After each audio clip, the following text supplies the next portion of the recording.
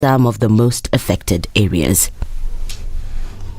Terror gangs of highly radicalized bandits have continued to challenge authority with an incredible display of impunity, which is unacceptable in a constitutional democracy, and any person found therein from Monday 13th March 2023, 8:30 hours, will be treated as a suspect of armed banditry or as a suspect of aiding and abetting banditry or as an accessory after the fact. Everyone must get out. This comes after reports that poachers have moved their families to areas that have been declared dangerous to pretend to be members of the community. Kindiki, who has been in the forefront of fighting banditry, has promised that the strategies he has put in place will bear fruit. Tutafanya yote yale ambayo inawezekana kuhakikisha taifa letu limebaki kuwa salama, kutoka Mombasa mpaka Busia, kutoka Lokichogyo mpaka Loitoktok, na ndiposa tumesema kwa wale ambao ni wanasiasa, sisi kama maofisa wa serikali hatuhusiki katika siasa, lakini lazima kila mtu hata awe nani lazima afanye maswala yake na mambo yake kwa mujibu wa katiba na sheria ya nchi yetu.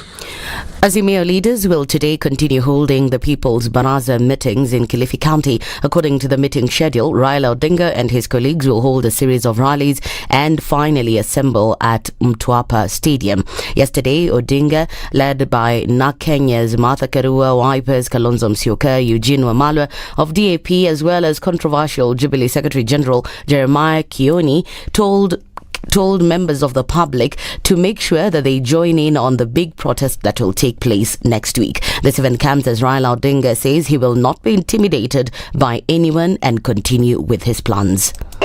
Kuna yule jamaa anaitwa Kindiki ananitisha mimi ati Raila mpaka ajihadhari sana ati atachukuliwa. Tumesema katika katiba ya Kenya sasa waziri hana mamlaka ya kuamrisha polisi. Waziri hawezi kuamrisha polisi. Police iko independent. Sasa This event comes as the leaders have called on Kenyans to come together and hold the protests in order to address the issue of the high cost of living. Iko pesa kwa bajeti ya kufanya bei ya unga iteremuke chini, food subsidy. Hizo pesa zimewekwa mifuko ya watu. Wewe unalala njaa, mtoto wako analala njaa. Tutakubali hiyo kweli? Hii kampuni ya William na Gachera kazi yake ni kutuletea njaa peke yake. Na ndio unaona wengine wamebeba sahani ya kusema ya kwamba mambo ni njaa, kila kona kuna njaa.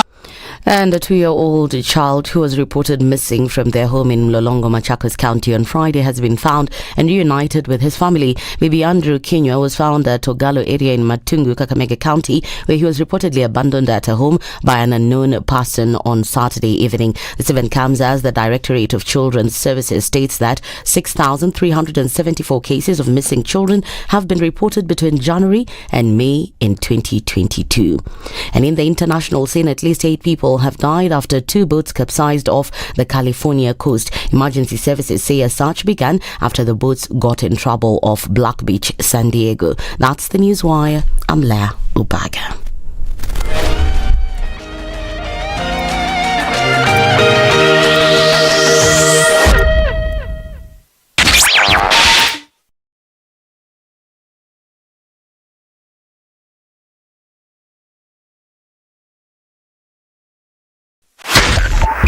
.5 SpiceFM, Kisumu.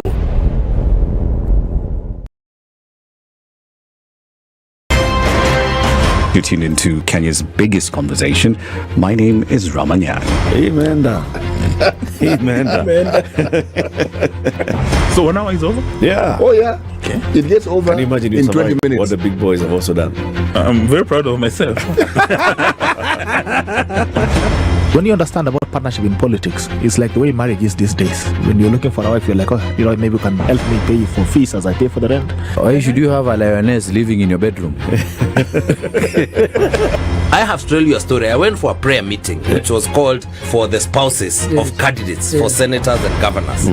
And when I got to the gate, the lady who was the secretary, she refused to. She's telling me, no. Leo tunataka wa mama. Leo ni wa mama. I'm telling her, no. She said, no, sio siku yenu.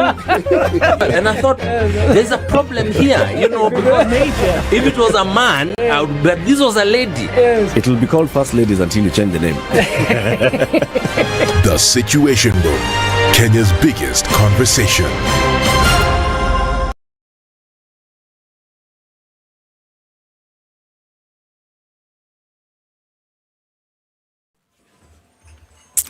Good morning and welcome to Monday, another week, and we're getting right into it. What's happening on most of these Nairobi streets? A little bit of traffic building up here and there on the Thika Superhighway. We're going to see that coming into the CBD later on. It looks like it will be a busy Monday, however. Let's look at Kiambu Road, and there's traffic already starting to build up here as well. In the eastern part of the city, Jogo Road is also looking pretty busy. We'll see that build up going out towards Landis. And also we're looking at traffic coming off of Mombasa Road just a little bit. That's going to spill over towards North Airport Road, and then we'll look at the Eastern Bypass, which will pile up later as well. It doesn't look too crazy at the moment. Hopefully, fingers crossed and knock on wood that it won't, but we'll be here to let you know what it looks like. Tell us also what's going on in your neck of the woods this morning as you're up and about this Monday. Talk to us on SpiceFM KE on Twitter.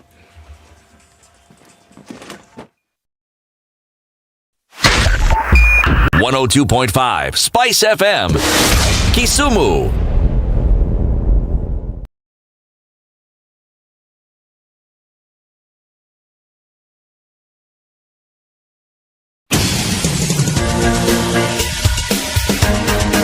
This is The Situation Room, the home of hard-hitting political commentary and penetrating insights about the state of the nation. This is a talk radio experience like no other. The Situation Room, a place for hard truths, debates, and elevated conversations. The Situation Room, witty, political, engaging, deep, controversial. In the room, we have C.T. Muga, researcher, academic, seasoned political observer, a fountain of wisdom in these politically uncertain times. Ndu Oko, Nigerian by birth, Kenyan by choice, communications expert, Pan-Africanist, a truth seeker and believer in people power, and Eric Latif, agent provocateur, the man in the chair, seasoned journalist, news hound, a man who believes in punching up, not down. 2023. How you doing? Welcome to Kenya's biggest conversation. Ndu Oko. Good morning. Mambo. Posana. How was it?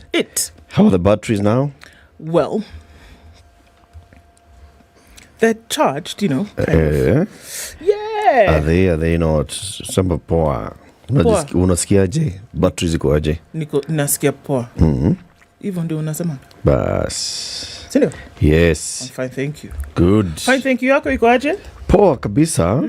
Yeah, we missed you last week. Hey, yeah, I missed you guys too, man. Major part of my day missing. Imagine major just part like of my existence. Yani, ile kitu unasema inakwaga hivi, haikuwa. So there was a problem. So what are you doing with your time between 3 a.m. and 10 a.m.? I just kind of like a blur. I don't even know. Do you see? People have grown on me, man. It's not good. Sisi, what is it? About? Why are you looking at me like so? You're speaking as though we left the continent and went to another one. Sisi, you must understand that when I do not see you, a part of my existence ceases to exist. And so what song does it remind you of? Is it a song, really? Every time you go away. That's, yes. Take a piece of meat with you. Take a little piece of meat with you. Yes. You take a piece of meat with you. Yeah. Imagine. Mko sawa lakini? Kabisa. Tuko fresh bwana. Tuko fresh kabisa. Tuliambiwa tukusalimie na Ruben Kigame. Alikuwa wapi? Aliniongelesha kwenye simu. Kwenye ndoto. Wow. Hapana. Mimi nipe hiyo. Dada akirudi msalimie. Unataka nation? Nataka nation. Dada akirudi msalimie. Yako hivyo. Flying nation. Flying nation. Yes. Kasema wimbo ya nini? Wameimba wimbo na Gloria Muliro. It's called Huniachi. I've heard it. Umeahidi wewe Bwana huniachi. Hiyo naijua. Hadi mwisho wa dahari ulisema huniachi. That one. Ruben Kigame. Welcome to Kenya's biggest conversation, everybody. Welcome to a new week. We're going to be having several conversations. Let me just tell you quickly, right? Quickly. At 7 a.m., we want to talk about MRM. You know MRM? Yeah. The company that has a factory on Mombasa Road. One of, okay? MRM product warranty by the CEO of the Mabati Rolling Mills, Manish Mehra. That's a conversation we'll be having at 7 a.m. today. At 8 o'clock, let's look at the politics of what's happening. High cost of living, mass action, who's to blame? We'll be joined by economist, governance and policy expert, Abdullahi Alas will be with us in the studio. Sangapi, Sambili, Asubuhi. At 9 o'clock, how Kenyans can take advantage of the evolving retail landscape. So, yeah, we can see what's happening in the country in terms of the retail space. The managing director for East and West Africa at Nielsen, Faith Wanderi, joins us at 9 a.m. for that conversation. It's important, isn't it? It is. It is important. I know there's nothing much that we want to talk about in terms of COVID, but just give us any update that you have. It's interesting to see that Dr. Fauci, you know, who has now retired after having been at the forefront of the COVID conversation, not just for the United States, but the world. In light of what the FBI has been saying in the recent weeks about COVID having come from a lab, he's insistent that COVID-19 was caused by natural occurrence. And he said that critics have called for him to be prosecuted over his handling of the pandemic. And he says they are off the deep end. He's a former director of the National Institute of Allergy and Infectious Diseases. He retired at the end of last year. And he made the remarks on Saturday. And he said, look, say what you want, but for me, this is just another occurrence of another disease that made its way into the world. And we need to realize that you can talk about it having been manufactured in a lab, that there was a leak here and there, but hey folks, I'm just telling you that from my many years of experience, it looks to me like it was a natural occurrence and we need to treat it just so. He said, stop with the conspiracy. Stop it. He said a lab leak could be that someone was out in the wild, maybe looking for different types of viruses in bats, got infected, went to a lab and was being studied in the lab and then came out of the lab. But we're not seeing that this happened. So he says, you guys need to stop this. The FBI is looking for somebody to blame. Other people are looking for somebody to blame. And I'm sorry, but I am not boarding this particular train. Can I just ask a question here? Yes, you can. The Federal Bureau of Investigation, this is the area of expertise. What? Investigating. Investigating microbes and determining where it is that they... As opposed to finding the big bad... I thought there was an organization and course within the USA called CDC that supposedly do such things. Epidemiology and other such related subjects. Right. I haven't quite gotten the connect. At what point did FBI plug into this and become now the experts in determining how it is viruses jump from one leaf to a primate and then from a primate to a human being? And Je ne sais pas, mon frère. All the time someone starts speaking to you in French, Nikubaya, knowing full well you don't understand the word they've just said. Nikubaya, Nikubaya. Let's go straight into the weather forecast, right? It's 6:15. We're live streaming the show on SpiceFM KE, YouTube, Facebook and Twitter, and we'd like to know where you're locked in from. Please go to our comment section and tell us.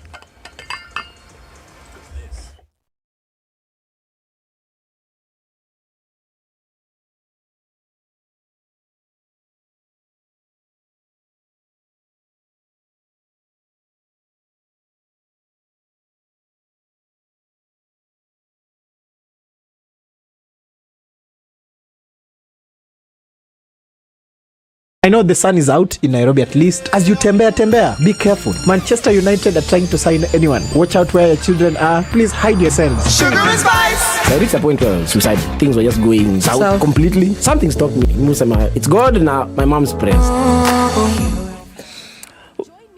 We're looking at clear conditions in Nairobi. We'll see highs of 29 today and lows of 17. It's 16 and partly cloudy in Nakuru, highs of 29, and we'll see highs of 27 in a partly cloudy Nyeri at 16. 13 and clear in Eldoret, highs of 27, and it'll go to highs of 32 in a cloudy Mombasa at 25. It's 25 and cloudy in Malindi, highs of 31. And we'll see highs of 29 in a partly cloudy Kisumu at 19. It's 16 and cloudy in Kakamega, highs of 29, and at 17, Kampala will see clear conditions for this morning, going to highs of 26 through Monday. 27 and partly cloudy in Dar es Salaam, highs of 32. And at 13, Johannesburg is clear, going to highs of 25. It's a clear morning in Lagos at 25 already, going to highs of 33. And we'll see highs of 32 in a clear Kinshasa at 24. Let's look out into Beijing. Monday afternoon is cloudy at 7. It'll go to highs of 12 and lows of 2. It's 13 and cloudy in Paris, highs of 16 as the warmer months clock in. We'll see highs of 14 in a mostly cloudy London at 13. And at 5 degrees Sunday night, New York is cloudy. Coming into Monday, highs of 8 and lows of 4. Spice and everything nice. All right. Spice up your life. Mature, intelligent talk every morning. Spice up yourself.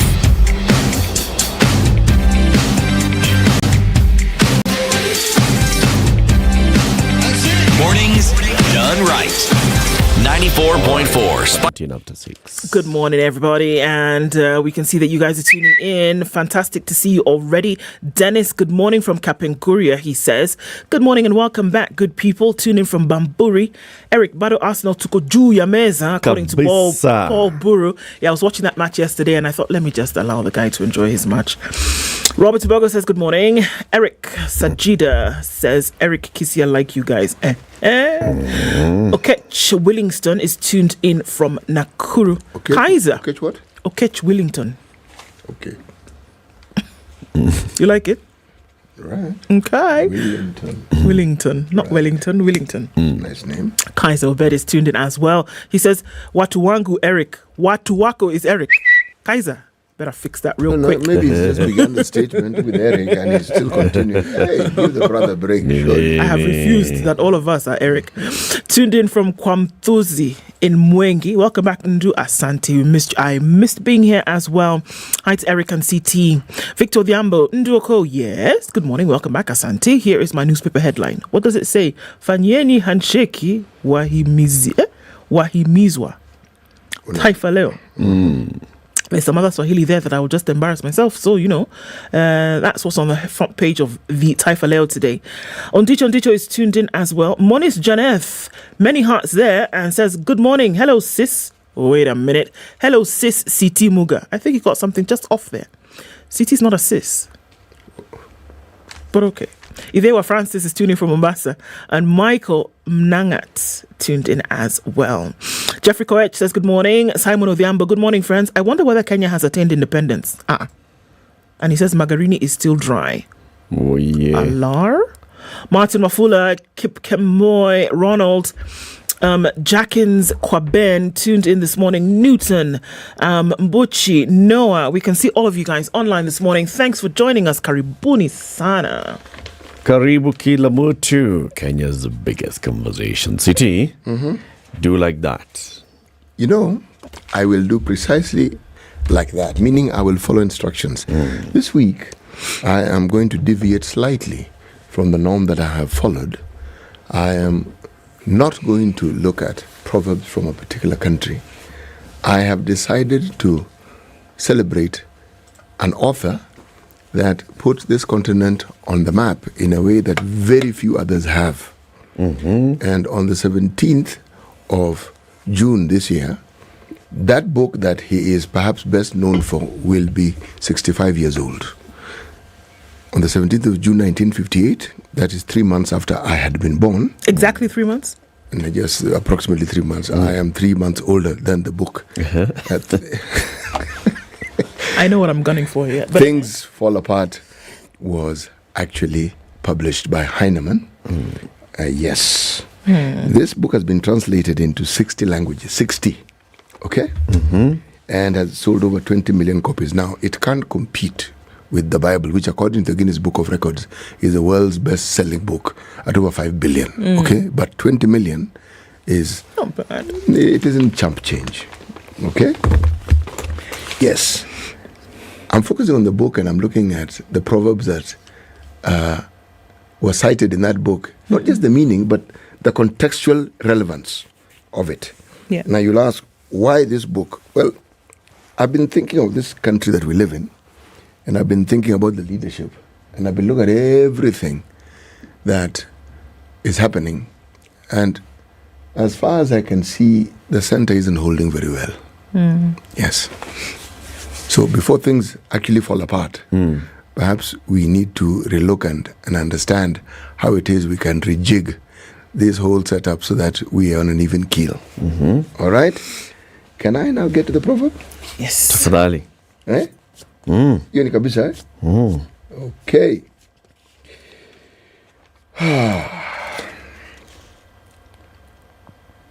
Those whose palm kernels were cracked for them by a benevolent spirit should not forget to be humble. Say again. Those whose palm kernels were cracked for them by a benevolent spirit should not forget to be humble. Now, I'm going to give you the context. In that book, the main character starring is a gentleman called Okonkwo. Now, Okonkwo had called one of his tribesmen, a guy called Osugwa, a woman. So this guy went and reported him to the elders. This guy is calling me a woman.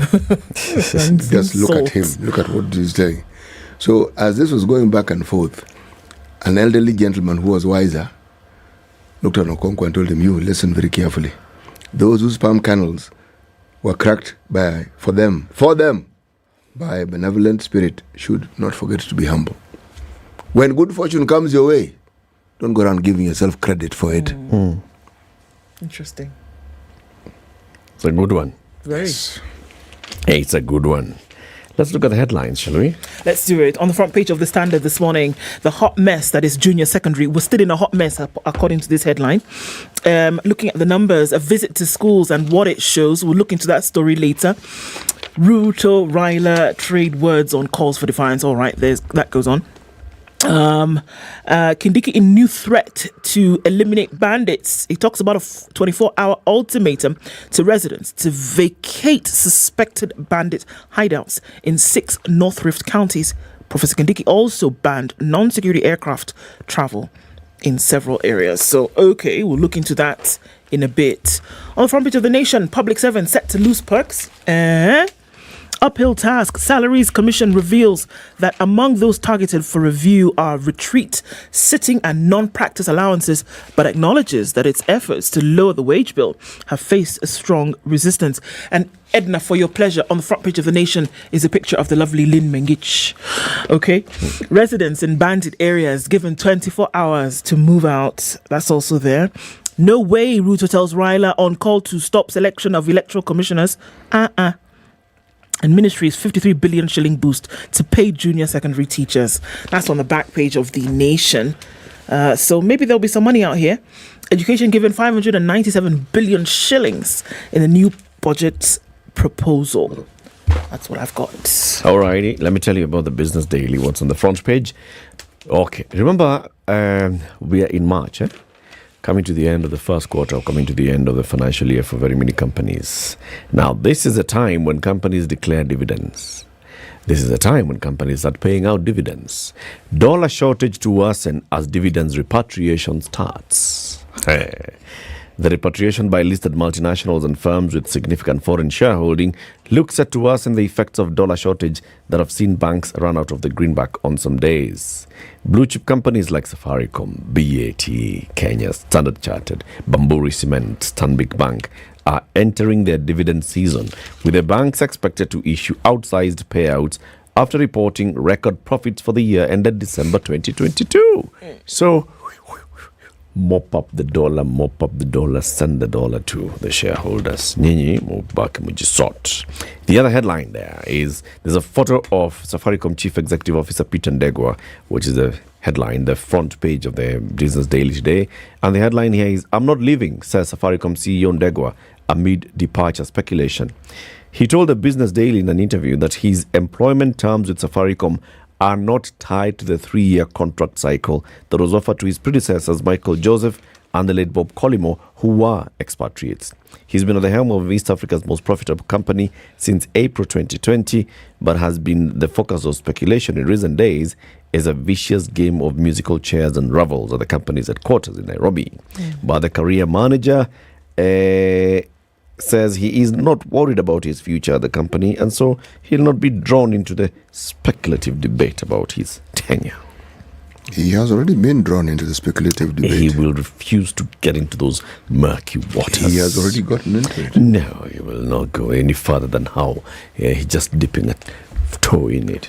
Dipping a toe in the water to see what it feels like. Right, okay. Yeah. He's not even looking at the water's participation.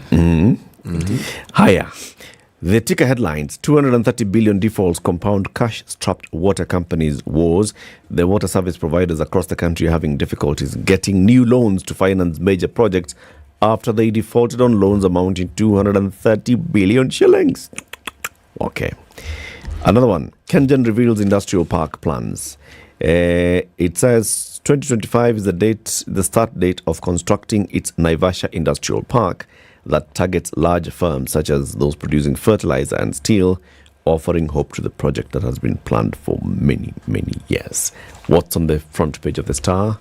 City? Front page of the Star, on the right-hand corner, at the top, in green. Okay, green tail. Okay.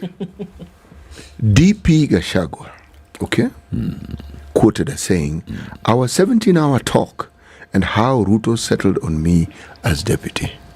That's on page 6 of the Star. Okay.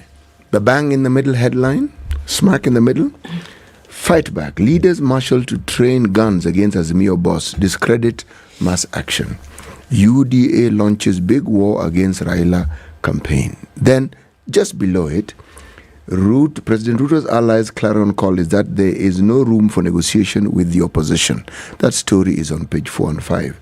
And then there's usually pictorial evidence of some of the things that we are saying. This one, there is one of the president and the DP at a church service. It's called a Thanksgiving service in Kibugua Stadium, Chuka. Then on the right, half the page, meaning half and half, 50-50 in other words. There's Raila Odinga with children at Shalom Miracle Church in Mombasa for a Sunday service. So one good Sunday service deserves another, does it not? Okay, then below that, at the very bottom, depressed rains to affect food security. This is the forecast. All right? It has been the focus for quite some time. It continues to be the forecast. Then, on the right, 2 shot dead, over 1.3 and 1.3 million recovered after bank heist. Happened somewhere in Muranga. They recovered the money? They recovered 1.3 million. Out of how much was stolen? They recovered 1.3 million. Is that more than what had been stolen? They recovered 1.3 million. And there are even pictures of the 1.3 million. Oh, really? Oh, yes. And yes, you can yes. count if you want. There, here. Yeah, I can. I've seen it. 1.3 million. 2 shot dead. Yes, 2 shot dead. Oh, yeah. You ask another question? Oh, yeah. How many people were shot dead? How many were shot and didn't die?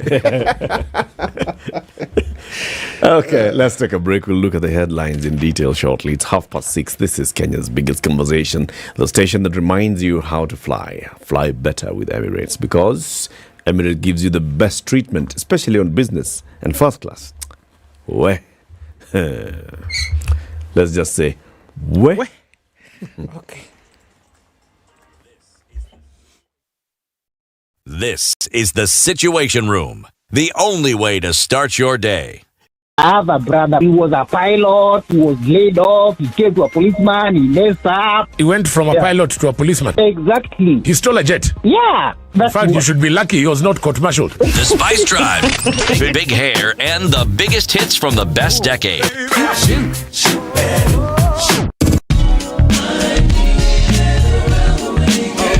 Indeed, it's all about hashtag Spice Drive, hashtag Quatch, KWACH, 3 to 7 in the PM. The Spice Drive, only on 94.4 Spice FM, Nairobi. Damn. All right, so what are we looking at? Closer to 6:30 this morning. There's a bit of traffic that has continued to build up on the Thika Superhighway coming into the city, and we're going to see a build-up of that as we keep going on. We're now looking at that junction at Outer Ring. Well beyond that, coming in from Safari Park Hotel, traffic is very thick, as far back as going in through towards Githurai at the Roiro bypass. So traffic is going to be heavy coming off that highway this morning. You want to prepare for that. If you've not left, now might be a good time to do so. The service lanes are not looking too bad, so there's an option for you to get into the CBD a lot quicker. All right, coming out of Westlands, we're seeing some traffic on Waiaki Way. James Gishoro is not looking too bad for now, so now would be the time to escape the Monday morning traffic that is bound to be. All right, coming off the Eastern Bypass, we're seeing some traffic just at that Mihango Junction, and it's going to continue for some time from all indications. Jogo Road is also busy, but nothing too crazy. The CBD hasn't started to be a beehive of activity this Monday just yet, but it will. Now's the time to leave, folks. Don't say I didn't tell you. Let's talk on SpiceFM KE on Twitter and keep things moving this morning.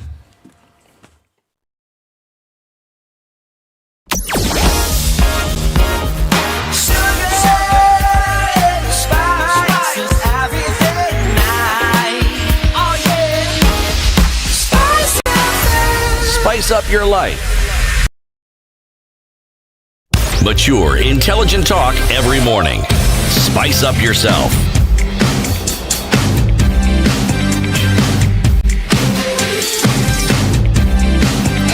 Mornings done right.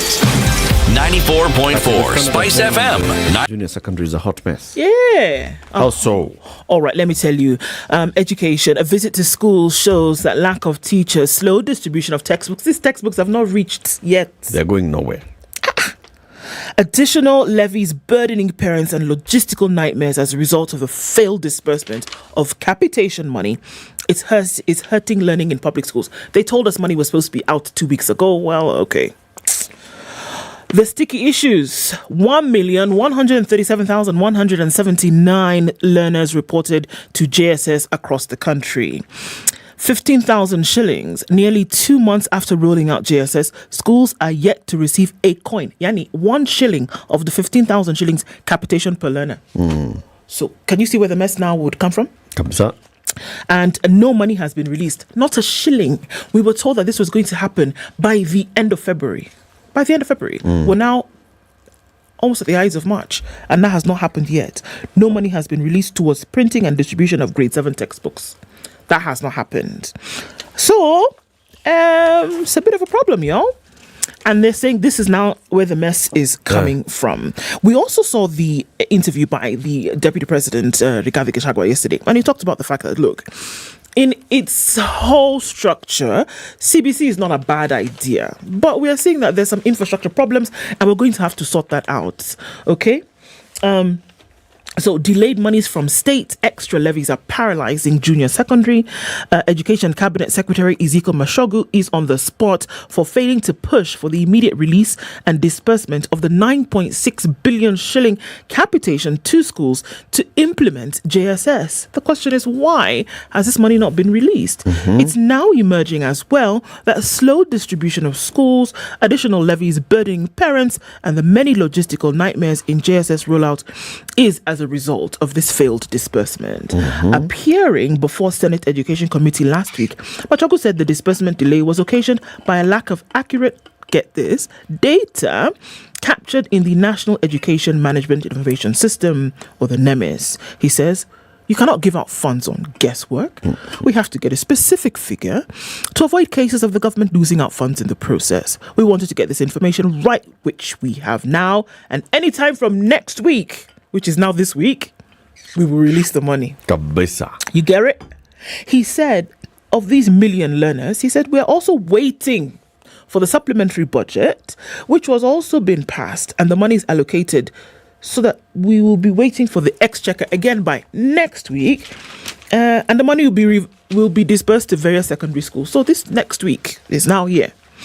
He listed the slow pace of opening bank accounts by schools for the delayed disbursement. So there are many things that are blamed. First of all, open bank accounts for what purpose? It's for you to receive the money. Schools have bank accounts. No, the ones that they're supposed to receive don't have. Schools have bank accounts. Unless we are saying that it's for grade 7. It's for just JSS. Meaning a separate account for JSS. Yes. Sounds like that. Sounds like it. Then that one, he's spot on because it takes a bit of time. It does? Yes, it does. All right. So he said that's also another problem. They've not opened the accounts. We're also waiting for money from the exchequer. As soon as all of these happen, in some kind of symbiotic congruence, then we will release the money, which is now this week. Problem though there, you see, the opening of a bank account for the school involves the board of management. Right. Now, JSS was always coming. Yes. So they could have planned earlier, right? Yes, because these boards, even if you change them around, it's not as though it takes 10 years for them to sort of like reconstitute and function. Right. So, but anyway, please the continue. problem is JSS was always coming, but it was going to secondary school. Yeah. So remember now they've changed and it's domiciled at primary. Yeah. So there's a whole confusion that came with this mess. And is the JSS board the same as the board of that primary school? It's a very interesting question. That I hadn't considered. It's a very interesting question. Yes, because then different folks have to be signatories. You are, but you're in that same school. You're in the same school, yeah, and with the same head. Yes. So, again, an absence of clarity actually really obfuscates this matter, doesn't it? Yeah. So another problem is that nearly 2 months after schools have opened, they're yet to receive a coin of the 15,000 shillings capitation per learner, which was said to be dispersed in a 50-30-20 ratio for the first, second and third terms respectively. So first term has not received. And actually, surprise, they're going on midterm this week, from Wednesday. So, I mean, just a bit of information. So part of the money was to be allocated per child towards the purchase of textbooks. We know this. Publishers are not resting easily. It is true that most publishers are broke and needed the first installment of the 20% paid for them to start. Hey, God. Grade 7 work. Should I go on or are you okay? Okay. I was watching that interview with the deputy president. And when he was asked this question, he was asked directly, is JSS floundering? He went round, the wisdom of the president. He formed the working party, and the CBC, CBC, they messed up. Amina, she called Amina Mohammed, Amina Abdallah. Uhuru's people. There is an Amina Abdallah who was a CAS. But not the one he meant. That's not the one he meant. He meant Amina Mohammed. He meant Amina Mohammed of education. And she's not Amina Mohammed Abdallah. No, please. Okay. Yeah. Thank you. He went around. He did not answer the question. Okay. The current problems that the children are facing, which is, these ones. Teachers have not been sent. We had said we are going to hire teachers. We cannot hire teachers, blah, blah, blah. This disbursement of funds. The fact that children are going for half term and they haven't done any learning. They've done nothing. They went to school on the 6th of February. So they've been in school for a month and a week. A month and a week and they have not learned. There are no textbooks. So there's no...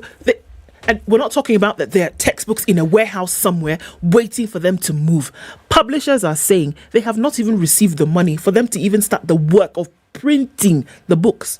Do you understand where we are? Hey, they're not teachers even if the textbooks came. Yeah. How?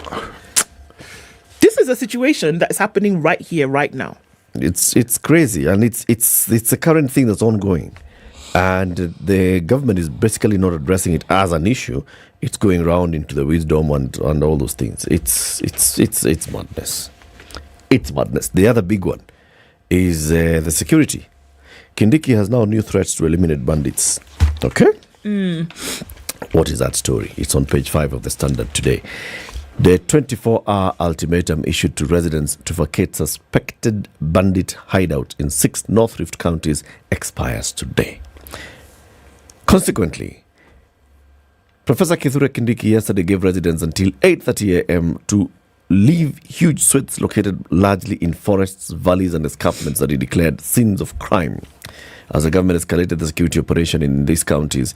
He said he also banned non-security aircraft traveling in several areas. Now, all these things, people have been told, leave these areas by tomorrow 8:30 a.m. One would assume that these areas are usually not inhabited. Like, you don't find homes that have been built. You only find maybe people just walking through those areas in those ravines and all, but they don't live there. But recently, maybe they had moved in there to escape the bandits. Now they've been told, get out of there, go back to your homes. That would be the assumption. Because the other side of that assumption would be that people have been told, leave your home and go away. And you haven't been told where to go. Right. The second option actually talks about a humanitarian crisis unfolding and the government not talking about it. So I'd rather go with the first option. That there are villages somewhere else that Go usually, people go. Like when there was time. when we saw the shifting of land in West Pokot and people were told, go to higher ground. So in this case, maybe they're being told, go to another. No, the first option is going to higher ground. They are moving from their homes to go to elsewhere into higher ground, which they are not being told where it is. In this particular one, if it's the same issue, you're telling people to leave their house, to leave their homes. Where do they go? Where are they supposed to go? Unless you say that this area, we know that they are normally not inhabited properly. It's where people just go to hide out. And we know that there are people who are hiding in these areas, these forests, ravines and caves, and they're not homes. So we're telling them, get out of those forests, ravines and caves and go back to your homes. So we can deal with the bandits who are hiding in those forests, ravines and caves. And in such a short period of time, we're talking about in the next 1 hour, 1 hour and 20 minutes. Yes. They still have an hour and 20 minutes to do this, right? Yeah. They were told, get out. Get out. Those who would not heed the order to vacate the areas would be treated as suspects of armed banditry or aid in the act. But he offered no relocation plan for the thousands of locals likely to be displaced. We'll have that discussion of relocation after the expiry of the ultimatum. When they get out, we'll discuss that. First of all, get out. Okay. Where you're going, talk to me tomorrow. Yeah. He said, adding that 24 hours is sufficient for the residents living in the areas to leave their homes. He said the new measures had been occasioned by persistent banditry attacks despite the ongoing operation by the National Police Service and the Kenya Defence Forces. The gangs continue to kill and maim people, attacking civilians and security officers alike.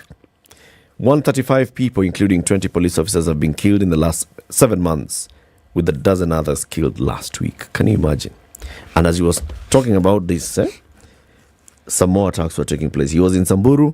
Laikipia was burning. And Elgeyo Marakwet as well was burning. And there was a story in which people were asking, we hear that the CS is talking about going to phase 2. When did phase 1 begin? Because we haven't seen any operation here. Phase 1, phase 2, phase 2. When was phase 1? When is phase 1? We've been getting killed in the last 1 month. It's shambolic. There's no handle on this thing. You guys realize, eh? There's no handle on this thing. Even this thing that we're talking about. Okay, because, all right, so let's assume. Can we just assume for a minute that? So everybody gets out. Everybody heeds the call and says, okay, let's go. And they go to wherever it is that they will go. Yeah. Then what is going to happen in that place? They'll bomb it, carpet They'll bring it to the ground. But there's this little detail here. We're in the realm of assumptions. I can only assume that these bandits don't come from these communities. So when these people move out, they will be left alone. But again, if I'm to use Eric's trajectory of reasoning, if I were to look at it the other way, what if these bandits are part and parcel of the community? And when you ask them to move, they also move out. Then what happens? That's what I'm asking you. When they go, what happens there? In the place now where they've left, what happens there? See, the assumption is that when they leave, the bandits will remain there. The bandits stay. Yes. The bandits stay behind. So is it that these bandits don't hear this thing? They don't hear when this order Security comes? officers will be able to tell, okay, we are seeing very many women, children, and bandit-looking men. Leaving. No, I'm asking. So we'll do mchujo. Man sit the man, woman pass, man, children pass, man sit there. Where? Wapi bunduki? Or when you say everybody should leave, that the bandits, they didn't hear what you said, so they'll just remain for you. So that when everybody goes, they remain waiting for you. Or how? You're flushing out the bandits. How do you want the bandits to come out? This discussion, you set a trap. This discussion is being had as though these bandits have distinguishing features that will mark them as being separate and distinct. Yeah, they got a scarlet letter on their chest. Yes. Yeah. If they belong to communities, they will simply meld and mesh into the community. I'm asking the question, how will you tell? It's like that movie whereby there was a plane crash and now they were trying to find the suspects. No, there was a terrorist attack on the plane. They're trying to find the suspects. And all the guys did was change their outfits. And now when they were releasing people from the plane after it had landed, they just looked like everybody else and left like everybody else. So how will you be able to tell the difference? They've dropped whatever guns. They've done everything that they needed to. So you get into that place and mop up their guns. So leave them disarmed. One way. Perhaps because it's a security issue, so there are many details we cannot be told. So that I can understand. Maybe they do have a handle on it, and they know exactly what it is that they need to do. I think benefit of doubt can be given here then. And what we're being told is just surface information so that we understand something is being done. Voila. Yes, but that the details of what they're actually doing, they cannot now talk about. Fair enough. Yes. Fair enough. Let's go with that. So they said, the CS said, that now after this, he's then going to announce, to tell the whole public, the whole world, who are behind this. He'll talk about the spiritual leaders, the political leaders, and the commercial leaders. He's going to tell us? Yes. Okay. We've been promised very many things. Gachagua is going to tell us. Also tell us. Gachagua is going to tell us who stole billions. Yeah. He even told us one of the CS, of course, for Interior, that one of the spiritual leaders is in custody. Already. Okay. He's assisting with investigations. Okay. Very good. Let's wait and see. Suspense 8:30 cometh. Hi, 1 hour, 14 minutes.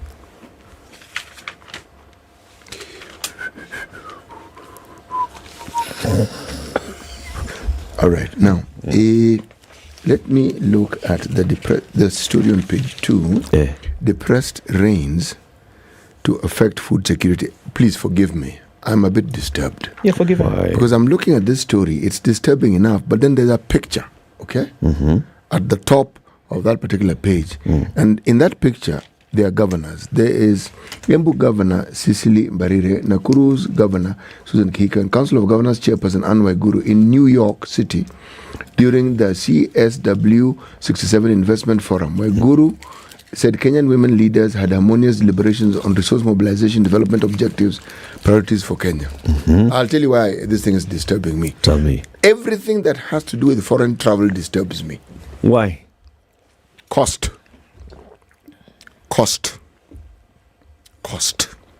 The optics. It may be an extremely relevant meeting. It may be something that will help us in the future, because it's going to New York and coming back. Apart from the person who has traveled, I don't see it helping the nation immediately. But no, I don't. But I can only assume in the future it will help us. But the optics, because here I am looking at the story below it. Depressed rains to affect food security, says Met. Okay, close to 5 million Kenyans are in dire need of humanitarian help. Okay. The March, April, May season rainfall will highly impact the agricultural sector and food security, says Kenyan Met. The forecast shows April to March to May MAM season constitutes an important rainfall season in Kenya, and more so over the Western Rift Valley and central regions. The Kenya Met Director, Dr. David Kikungu, said on Friday. Close to 5 million Kenyans are in dire need of humanitarian help. I already said that. Millions of livestock, we know that, especially in the arid and semi-arid areas, have died. Thousands of wildlife have also died. So you have an issue with the travel? I have an issue with conspicuous consumption. What would you rather? They didn't go. Or have a Zoom call. It's an international meeting. You can have a Zoom call. Participate. Join in via Zoom. Join in via Zoom. The discussion will still be there. You don't have to be there physically. These things that happen, those things that happen. Proper negotiations happen on the sidelines of a meeting such as this one. You can Zoom on the sideline. You meet somebody, you actually meet them, and then you pull them on the aside and tell them, in fact, I've been looking for you, CT. Can we enter a certain room? So you find that your handlers have actually prepared a room for you. You come in there and you have a conversation. And one-on-one, that discussion is had there, and decisions are made. Okay. And when you come back into the country, that amount that you've spent in the long run will really benefit this country. How exactly? See, because of what you've discussed. If I can't remember what we discussed just last week. And the deal that you've made, the agreements that you've made. The optics, sir, are the sort of things you do not really need at this particular point in time. The situation that we keep talking about and describing is truly, truly tragic, sad, and it's dire. It's not this walk in the park. It's not this garden variety problems of there was a matatu which was overloaded and the police stopped them. No, it's not that. By the time you're talking about half of your counties being in a situation where there is immense food insecurity, that is not a small thing. It's a big one. Yes, it is not a small thing. But your beef is with foreign travel. My beef is with conspicuous consumption, whether it is foreign travel, whether it is internal travel, whether it's news that the government has bought new cars, whether it is the information that our agencies and departments have spent 351 billion shillings in just one quarter. All those things I find vexing. It's truly, truly troubling. It's the wrong message. It sends the wrong message. It gives the wrong optics, and it gives the impression that our leadership don't seem to care. I hear you saying, Siti, when you've heard these messages before of being told to tighten, the country being asked to tighten its collective belt, then we should see this same message running through at whatever level. Yes. If you're looking for 300 billions to mop up within the public service, if you're looking for, however, to say that, look, we're in a tight spot, so everybody's got to, pull their end of things as well, you should cut down on some of these things. I hear you saying that. That's what I'm saying. That's what I'm saying. Because the talks about reducing perks, we've had those talks for so long, I even wonder why it's being said yet again. Because if you're saying they will be reduced, it means they haven't been reduced. So the previous time when you said they were going to reduce, what happened? That you have to repeat it again. It's, as I said, I'm repeating it. It is very disturbing. It's very, very disturbing. These two sharp contrasts are unhealthy for a nation. They are terribly unhealthy for a nation. Becky says, Siti, you know very well that those international trips are to eat per diem and other allowances. Those people don't care about Kenyans dying of hunger. No, they do. Come on, Becky. Why are you people so negative this morning? They really do. Okay. It's just that you cannot stop the government of governing because of everything else. Okay, let me tell you something else then. Okay, the delays by Treasury in hindering bills clearance, governors are saying. Governors are talking about these pending bills people have been shouting about, using pending bills to knock us on the head. It's not our fault, man. We would have paid if Treasury had released money to us. Do you remember what CS Treasury said the other day? Well, we are trying, but we don't have money right now. Okay. County governments are yet to clear outstanding pending bills. They've been yet to clear outstanding pending bills even in the previous administrations of the county governments. Is it not? Yeah. It is. Now they're saying that pending bills amounting to 92 billion is because they've not received the money from Treasury that they've been expecting. Council of Governors Finance Committee Chairman Fernandez Baraza, who is also the Kakamega County Governor, said the pending bills had contributed to poor delivery of services in the counties. He said timely and predictable disbursement of the funds would help resolve the perennial problem of pending bills. He said the delayed disbursement was contrary to provisions of the law that require them to disburse the money not later than the 15th day of each month. So they're supposed to be paying this money every 15th. It has not happened because why? Money has not come from National Treasury. And it normally comes late. He said the last disbursement to counties was made in December, and some counties are yet to receive the allocation for the month of November. So you can imagine so many things are going on. It's not just pending bills, there are salaries, there are recurrent costs, operational costs, etc., etc. You don't send money to the counties, we cannot do these things. And so when any money comes, what are we going to do first? We want to pay operational costs of salaries, of maintenance, of fuel, this, that, the other thing. Pending bills often take a back seat.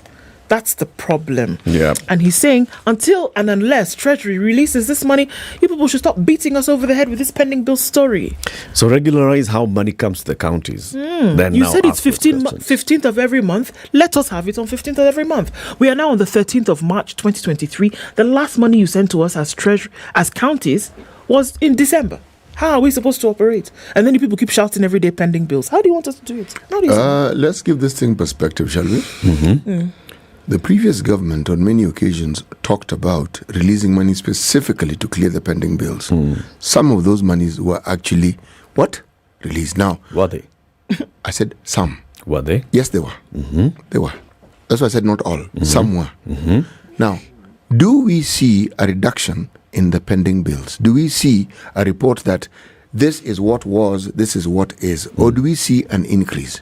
If there's an increase, it means people are still being committing themselves to doing business with the counties, and so the counties owe them. Okay? Now, if that then is the case, and we are seeing these delays, this is a situation that will never end. So this pending bill story, Abi? Yes, it will not end. It's a big one. For us to cover that 600 billion hole, it can't just be that you woke up today and you started regularizing. It'll take a while. Because development is expected to continue. Absolutely. Every year. The current costs are still a thing. Yeah. Every year, 30% of that budget should go into development. Every year, people are expecting to see development in their areas. Every year, the counties are actually coming up with something. We'll put up a market here, we'll do some road there, we'll do this and the other, we'll put up Mulikamuizit lights. All those things that are taking place, those contractors are getting into debt with the county. That's a big issue. It's going to be a big... Let me tell you this story. It's a very interesting one on page 3 of the Standard today. It's a story about... It starts with this story of Evelyn Okello, who breaks down in tears as she tells that she is hundreds of dollars in debt after paying a pastor to pray for her. She lives in Kibra and can no longer provide for her 4 children. She hasn't earned anything for months. She tells Lebok Diseko, who's the author of this story, as they work on this particular story. So when she heard about a pastor whose prayer could make life better, she wanted to see him. He asked for 15,000 shillings. It's called a seed offering, a financial contribution to a religious leader with specific outcome in mind. Okello borrowed the money from a friend who took out a loan on her behalf.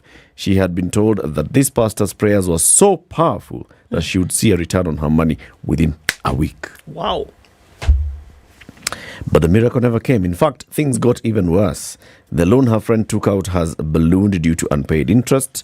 She now owes more than 38,000 shillings and she borrowed 15,000 bob, and she has no idea how she'll pay it back.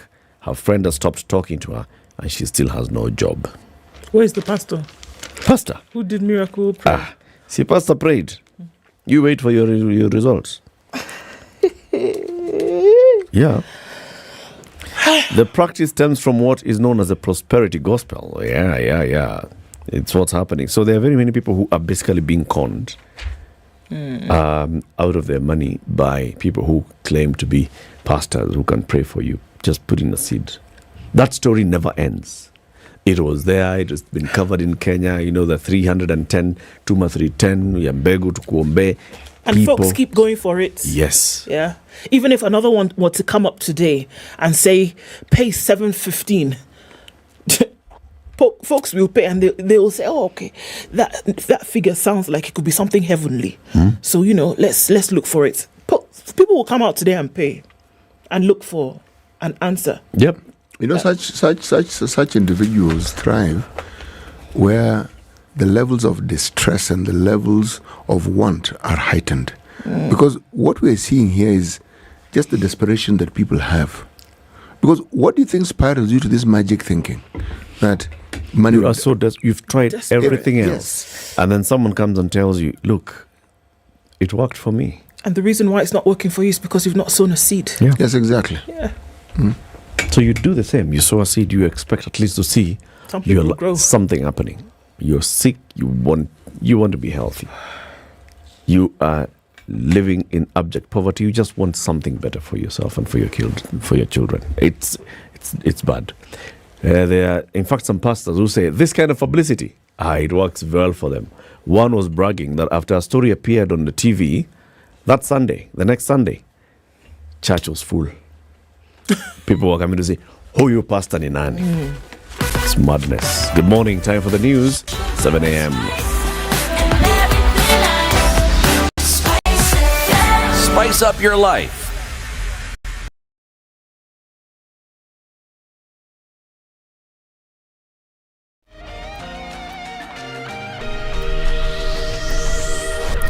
Good morning, this is the Newswire. I'm Leah Ubaga.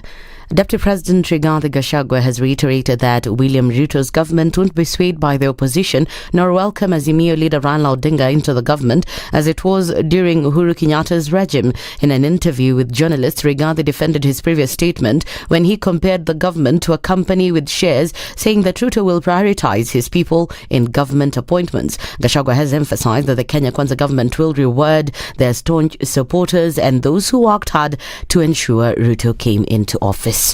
People who are shouting at President William Ruto, saying he is useless, he is a thief, he will ruin this country, and they are there lining up that they want to be given positions. I say no. Let us first give positions to those who believe in President William Ruto, to those who believe in the bottom-up economic transformative agenda.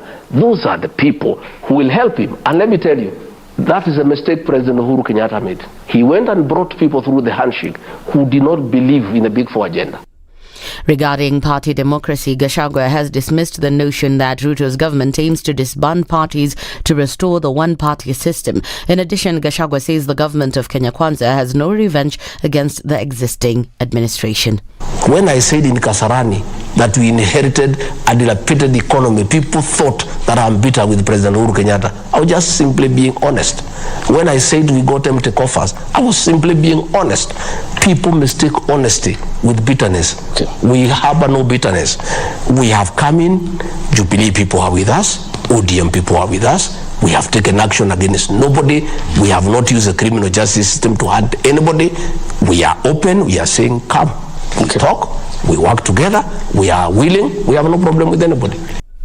Azimio La Umoja People's Baraza will go on today despite President William Ruto stating that the appointment of new IBC commissioners is in line with the constitution. This is one of the issues raised by Azimio and they are demanding that the process be halted. Speaking in Tharaka Nithi County, the president reiterated that he has followed all the laws in the process and those who are appointed to oversee the whole procedure will ensure it's fair and open. Mambo ya IEBC, ile kamati ambayo imetengenezwa ya IEBC imetengenezwa kulingana na sheria na katiba ya Kenya. Watu wa law society walilete mtu wao, watu wa dini walilete mtu wao, watu wa bunge walilete mtu wao, public service walilete mtu wao, political parties walilete mtu wao. Mimi kazi nilifanya ni kazi ya katiba na sheria, kuhakikisha kwamba mimi na gazeti hiyo jopo ambayo itatafuta wale watakaosimamia IEBC ya siku za usoni. Mimi sina mtu ambaye nimependekeza kwa sababu katiba ya Kenya haimpi rais nafasi ya kuchagua mtu yeyote. Homicide detectives are set to begin questioning persons of interest in the death of 23-year-old designer Jeff Mwadhi. Interior CS Kithure Kindiki, following public outcry, ordered the DCI to take over the investigations from Kasarani Police Station 16 days after the incident. This event comes as Kikuyu entertainer Lawrence Juguna, popularly known as DJ Fatso, has denied any involvement in the death of Mwadhi. Mwadhi died under mysterious circumstances while staying at DJ Fatso's Redwood apartment on Thika Road. DJ Fatso, accompanied by his lawyer Ndegwa Njiru, confirmed that the late Mwadhi was his friend and was in his house moments before he was found dead. My house, and then I immediately left with 3 ladies. Then later coming back after a few hours, finding that Jeff is not in the house and the others are there. I am the one who actually went with them to the police station to report that Jeff is missing. Hata mimi tu ndo mwenye niliambia familia yao about Jeff is no more. And I actually contacted them and told them I would have supported them, wazike mtoto wao na tushikanie na wao, because it was something that hata mimi nanihuzunisha. We have given all all the accounts of what he knows about the incidents, and the matter is under active investigations. We also feel strongly that there ought to be justice for Jeff. And in the international scene, people and businesses who have money deposited with failed US bank, Silicon Valley Bank, will be able to access all their cash from today. The US government has said in a statement from the US Treasury, the Federal Reserve and Federal Deposit Insurance Corporation that depositors will be fully protected. That's the Newswire. I'm Leah Ubaga.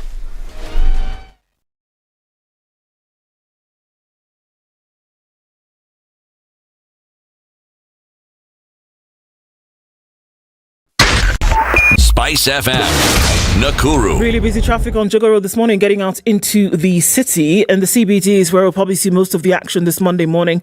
We're looking at it heavy coming off Waiyaki Way, and it's busy on James Gishuru, so that part of Westlands is going to be really busy this morning. Naivasha Road, it's touching a little bit on Gong Road here and there, going out towards Gitanga, and it'll all eventually end up right around James Gishuru, heading out then towards Waiyaki Way.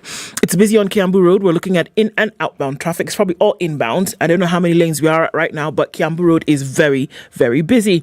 All right, looking also on the eastern part of the city, Jogo Road busy, and we're looking at dwindling traffic as you head towards that Mihango Junction, but then it's busy as you get out towards Utawala. Okay, guys, what's happening where you are this morning? It is busy this Monday, but nothing too crazy. Talk to us on SpiceFM KE on Twitter.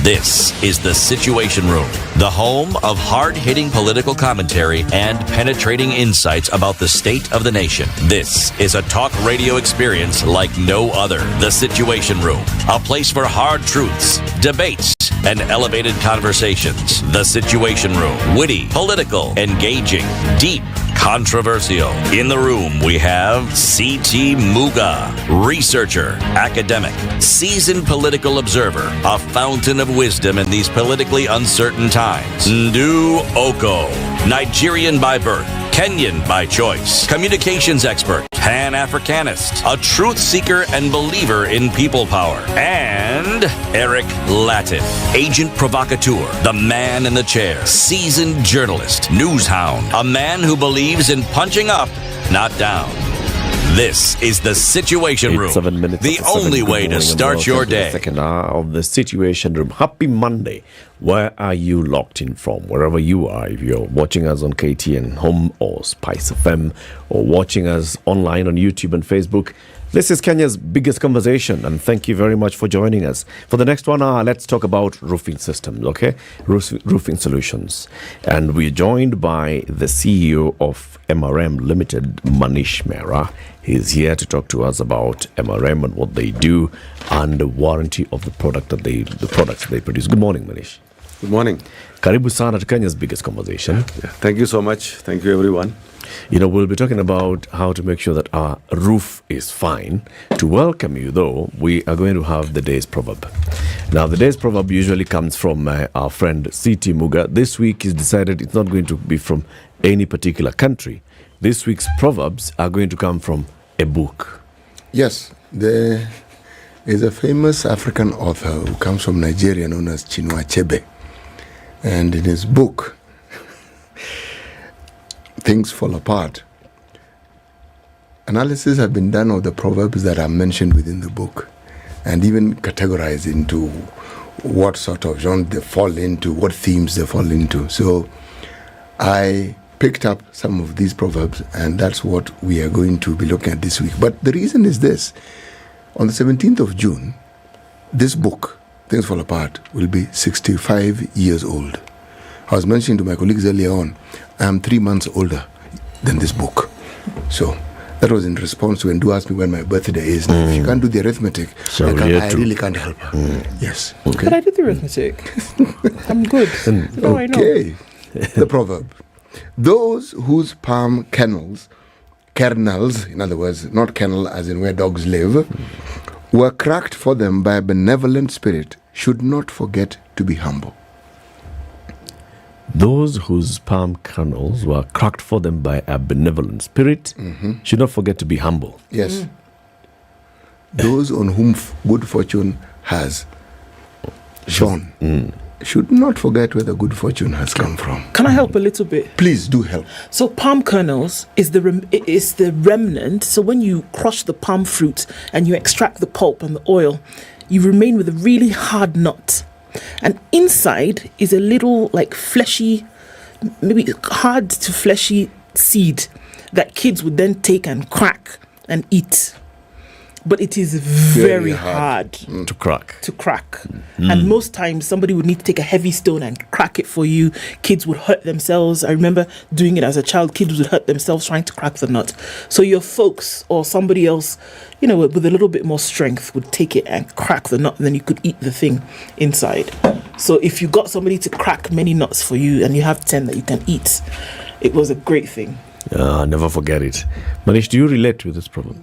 In a different sense, when you explained it more, sometimes, we think that we contribute to a lot of good things which happen, we start giving ourselves the benefit of that. But, the Lord says that thing could have been performed by anybody else. It's just that you have been chosen to be there at that time. So make the best use of what opportunities you have been given and do your best. So you are placed in a situation by providence. Maybe it's relating not completely to that, but that's what I take it out. It's perfect. I think it relates directly. It's perfect. You've related it very, very directly. Yes. Manish, tell us about MRM. So we've known Mabati rolling mills, we've seen, adverts for it. We have seen those who have traveled down Mombasa Road have seen the factory where it is just here in Lolongo and others. Tell us about it. What's this company? Yeah. So Mabati Rolling Mills was started more than 60 years ago. In fact, it was 1 year before Kenya's independence in 1961. And it was the genesis of two gentlemen's efforts, Dr. Manu Chandaria and Dr. Dhirubhai Shah. So there are two families, the Chandarias and the Shahs, who came together and founded this company. The company's name was not Mabati Rolling Mills when it was started. It has had various avatars. And the previous name, maybe you might recall, it was called Gal Sheet. Gal Sheet was one of the famous names. This is the same company? That's right. Yeah. Okay, I remember Gal Sheet. Yeah. So the name changed somewhere around 30 years ago to Mabati Rolling Mills. And the company started basically to provide, a cover to the, to protect the people in a, if I were to say in a bigger sense what the purpose was. And that time it was all galvanized sheets basically. And then in the year of in 99 the company brought in a new technology which is called Alu-Zinc, which was a better technology for corrosion resistance. And that is what we have been making since that time. Subsequent to that, we introduced color, because earlier it was all plain sheets, what you see mostly around. Yeah. But when the income level started rising and people wanted a better product, then the company introduced colored sheets. And this was in the year 2005. And then we have been making these, and in those days there was not much competition as well. There were not many companies into this field. But in the last few years, competition has really intensified, especially in the last 10 years or so. There are many players. There are big players who are manufacturing in Kenya. And then there are a lot of importers who are getting in material for independent profilers. So it has really intensified. The consumers' expectations have also changed over the years. And but the company has, always remained at the forefront of technology and innovation. And of course, it is the first and foremost objective is to make sure that it keeps growing in this market and to provide the best quality products which the consumers can afford. Do you still maintain the market share in this sector? Market share, Eric, there has been a challenge. There has been a stress on the market share in the last few years. And it was compounded due to the shortages which arose during the COVID period when supply chains got affected. So a lot of companies could not get access to steel supplies. And during that time, the proliferation of the local profilers, it enhanced. And, once the consumers, start using some other material, and this is something which you do not see a bad quality immediately. Yes. Because when you put the roof on the head, the color will remain okay. It will look good for 2-3 years. And if the price is, say, 20% cheaper, then you might go for it. And especially in the times when the income levels are under stress. So this is what has happened in the last few years. We have had some pockets. It has not been uniform, but some pockets where, yes, our share has dwindled. So I would admit that. And yes, we are now on the path to recovering that. But there's something that you've said here. This is a lot of investment in technology, investment in knowledge as well. And that would cost a lot. There are other players, like you've said, who've come in and they're just local profilers, others are importing, and people are looking at costs. When the consumer starts looking at cost, the consumer then, unless they're aware, they forget about quality and what it means to actually have a proper roof over your head. What is it that a consumer should really be thinking of when they're buying roofing solutions? Yeah. So, for market leaders like MRM, the first and foremost task is to make sure that the value proposition for its brands is well set. And there is a price-value equation which we have to consistently keep examining. That even if the consumer is paying 20% more, what is it that 20% for? So the task becomes communication of the value which he gets from our brands.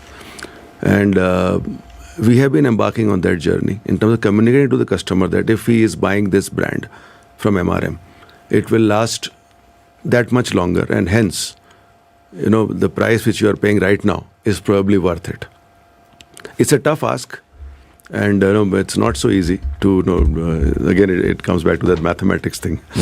But that's what all the market leaders do, and that is one. Second is through our extensive network of distributors and retailers across the country. We make sure that the product is available in as many shops which sell Mabati as possible.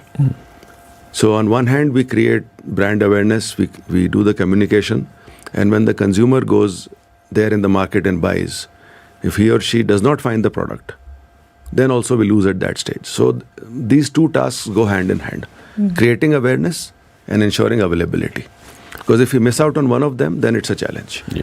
If indeed quality then is directly attached to the cost, and the competition, you say, may not necessarily offer the value and the quality that you do, what hinders you from producing the same material, the same product that may not be as pricey, but which has guarantees that one can actually rely on? Meaning, what prevents you from diversifying?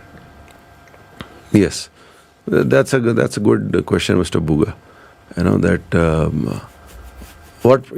So this is clear that we have to offer the best quality. Yes. That is right. And we have to, the second is also important that, we are not an elitist company. We make products for all segments, whether it is at the entry segment, mid segment, and then the top segment. Although sometimes when you talk of technology and innovation, what comes to mind is that the company would be, pricey. The products would be pricey. We are not that. So that is what we are doing. We are going to promote a brand which is not that expensive, but it still comes with those warranties. which the consumer expects. So in fact, we have recently gone on radio just few days ago with promoting that brand. It is called Dumurangi. It is a colored product. At the first step, when the consumer wants to graduate up from Dumuzas, which is the unpainted product, which the company has. So we are going to promote this product in certain regions. We are, of course, we are not saying that nobody in other regions cannot buy the product. But like, for example, Western is a strong market for us, which has got little better income levels, Western Kenya. The Central and the Rift Valley, that is where the income levels are little low. So that market, they prefer little cheaper products. So we are promoting this brand more in those regions. We have just started. So, and also we have come out with, we have economized the product by just giving a little lesser width to the sheet. We have done our studies that technically the sheet will still cover the roofs, but it will make the product a little more economical for the consumer. So we have just embarked on these particular things for this brand. And as you said, Mr. Muga, there will be other ways also. We will keep exploring other ways, how we can, keep offering the products in a manner in which it reaches the consumer in a more economical manner. Sure. You mentioned that, a lot of things change. You talk about market share changing, especially after COVID. So we saw that a lot of things also suffered when it came to then counterfeits. Because the nature of buying changed, the nature of supply also changed. Has this been a challenge where you see that there are goods in the market maybe mirroring what you've been able to do, and how then have you been able to counter that? Yeah, you are absolutely right. Due to the shortage which occurred in the market, the imports came in, and we face challenges on two counts. One is the counterfeiting, the other is substandard. And in Kenya, what we have seen more are the substandard products. Counterfeiting is something which we have observed in markets outside Kenya, DRC in particular. But I will talk about Kenya. So substandard products have come in. And, when you pick up those sheets, I have seen some of those sheets, they are just like paper. Yeah. So, I wonder when people put on their houses, and if a strong wind comes, then what is going to happen? Wow. Yeah. So, with the help of... So how do they get into the country? When you talk about substandard roofing solution means that, like you said, if you're putting just the paper on your roof, how much cheaper is it from? Yeah, so it can be like between 20 to 40% cheaper than what we have to offer. And we have been working with authorities to counter that, and along with other industry players who are the local manufacturers, along with KAM, the Kenya Association of Manufacturers. So there have been some successful initiatives in ensuring that those substandard products are seized, and the sales of those products are prohibited. So that we are taking the assistance of government agencies for that. So we have had some successes, but there is a battle which has to be continuously fought. Because, you do it once, then those things lie low for a period of 3 to 6 months, and they resurface. If you were to estimate, how much are we talking about in terms of availability of this substandard product in the market, in terms of percentage of the overall market, or in terms of numbers? Yeah. So I can give you percentage, around say 25 to 30% of the products in the market would fall under this category. The local manufacturers, they comprise around 2/3 of the market, or 70%. The rest is what is coming in. And it's substandard. Yeah, largely it is substandard. That is huge, Manish. 30% is a big issue. 30% it impacts also into tax revenues for the government. Absolutely. And 30% talks about safety of 30% of newly built homes in the country. 30% is huge. We have an anti-counterfeit authority. We've got, of course, the Kenya Bureau of Standards and all the others. How do they manage to evade all these watchful authorities? So we had a launch of MRM warranty on 8th of February at our Athi River office, where we also had a media roundtable where some of these agencies were representative. Both of what we have mentioned, Eric, the senior officials were there. And we had a healthy discussion about these things. And how they evade is on two fronts. One is under declaring the volume, the tonnage which comes in, and under declaring the price at which it comes in. So, of course, we need and we seek the support of the government agencies to check these things when they come into the country at the port. Some of the things which are stated is, how to really test the sheets. And again, it involves destructive as well as non-destructive testing. And some of those, equipment need to be available. And then the question is always, how much one can test. In fact, in some countries, what I've heard, the industry players have come together and a kind of fund has been created to make sure that the government tests each and every coil which comes in. But then that fund has come by the industries. Yes. Here, there has been no such initiative till now. Sure. To do that. I mean, it seems to be that a lot of times you only then know what has come in that has not met the mark of quality or that actually is counterfeit or substandard after the fact. That it's after the purchase or it's after the construction that you may have found this. So, I mean, you talk about having been in operation for over half a century. Here we are looking at.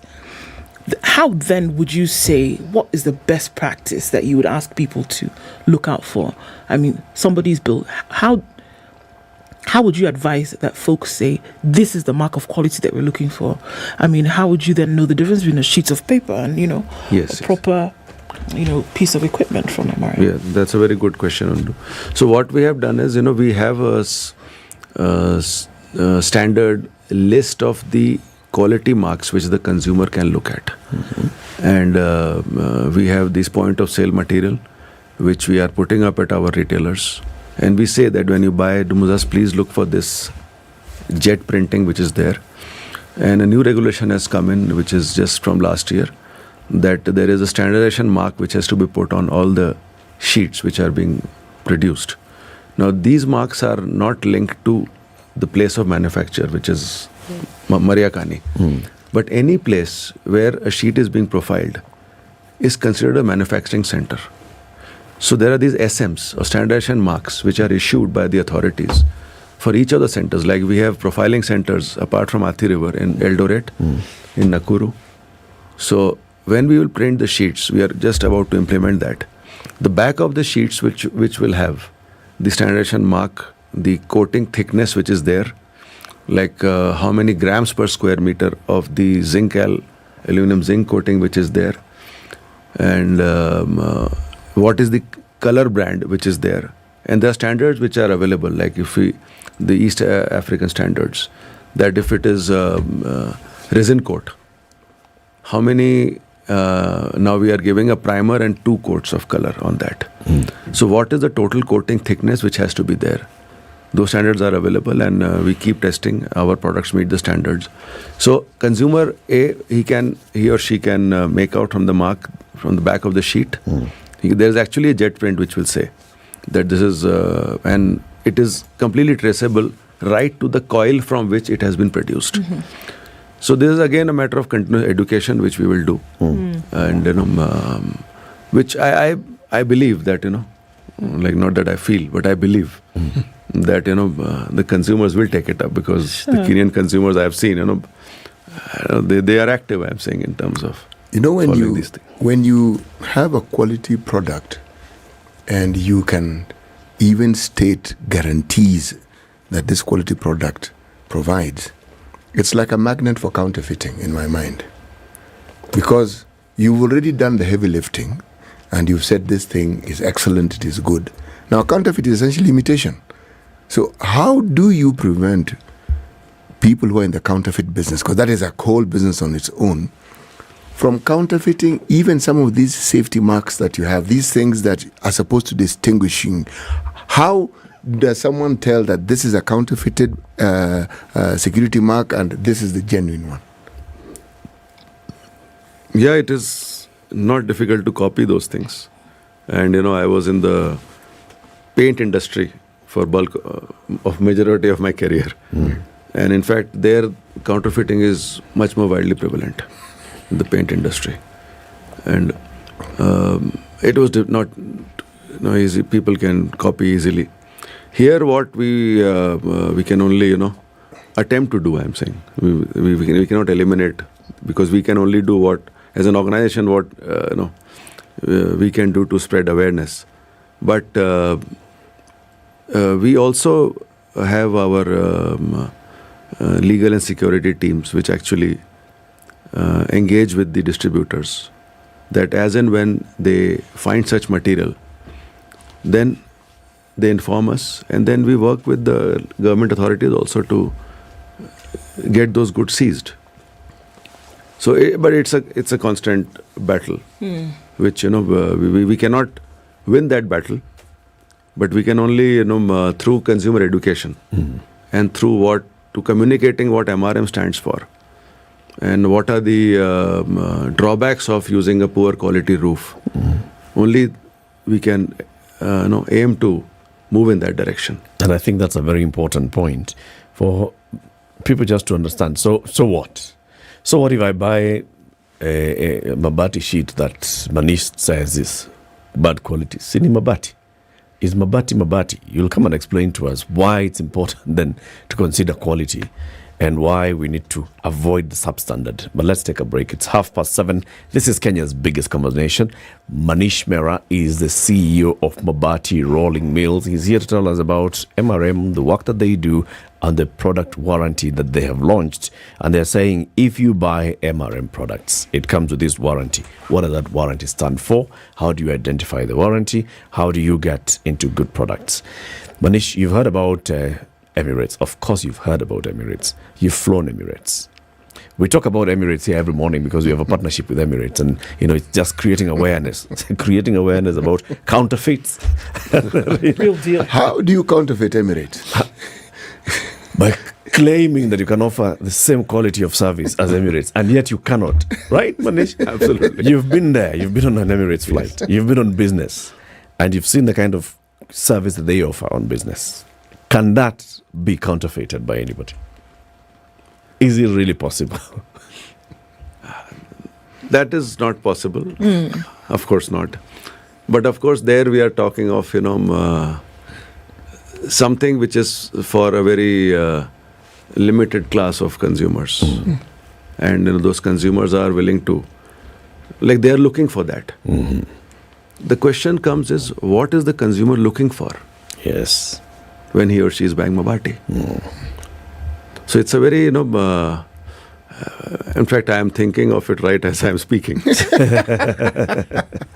Because, is he just looking for something to cover the roof, or is he looking at, apart from aesthetic value, apart from, I was thinking today morning, what does Mabati have to offer? Aesthetic is one. Of course, the color should remain the same. Second is to avoid minor inconveniences like a leaking roof, which can happen if the overlap is not proper. Yeah. Or the fasteners are of poor quality, they have rusted, so there are holes there. Third is, of course, what if the roof falls over the head, which can be life-threatening. Yep. So I'm saying maybe we have not really gone in that direction. Into communicating it well. Let's do that after the break. This is Kenya's biggest conversation. Back shortly. Thinking of flying? Fly better with Emirates. This is the Situation Room, the only way to start your day. Fly Emirates first and business class and look forward to a journey that's as incredible as your destination. Start your holiday with delicious fine dining, impeccable service, and comfort that's out of this world. Sip drinks in our A380 onboard lounge on flights from Dubai and beyond. Watch a movie and drift into a restful sleep in flatbed seats. Treat yourself to Emirates First and Business Class. Fly Emirates. Fly better.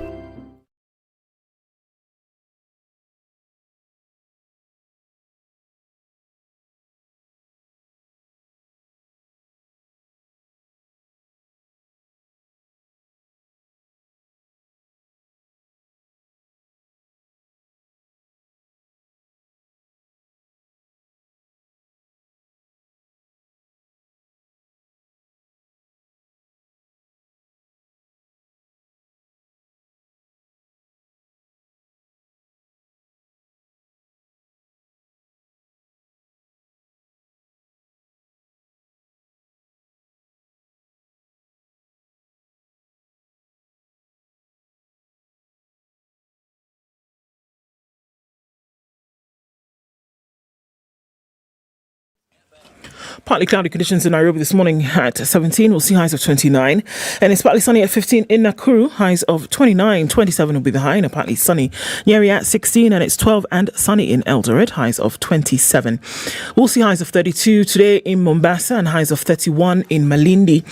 It is 20 and mostly sunny in Kisumu, highs of 29, and Kakamega will see highs of 29 as well, currently sunny at 17. It's 17 and sunny in Kampala, highs of 26 and 32 is what will be the high in a mostly sunny Dar es Salaam at 27. It's 13 and clear in Johannesburg, highs of 25 and lows of 12 and 26, and mostly cloudy in Lagos, highs of 33. It'll go to highs of 33 in Kinshasa, currently cloudy at 24, coming to lows of 23.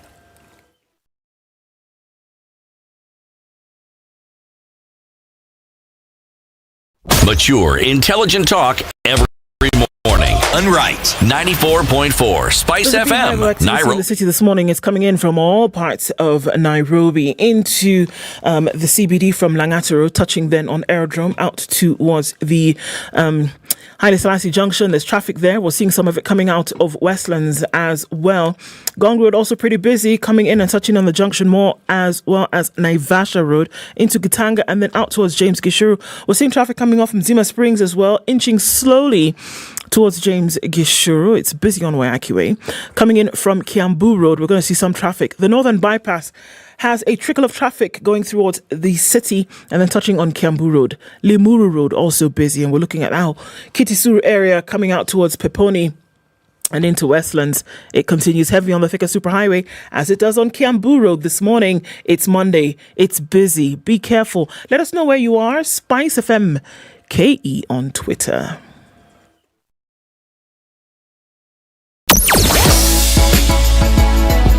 Sugar and spice and everything nice. Spice FM. Spice up your life. Mature, intelligent talk every morning.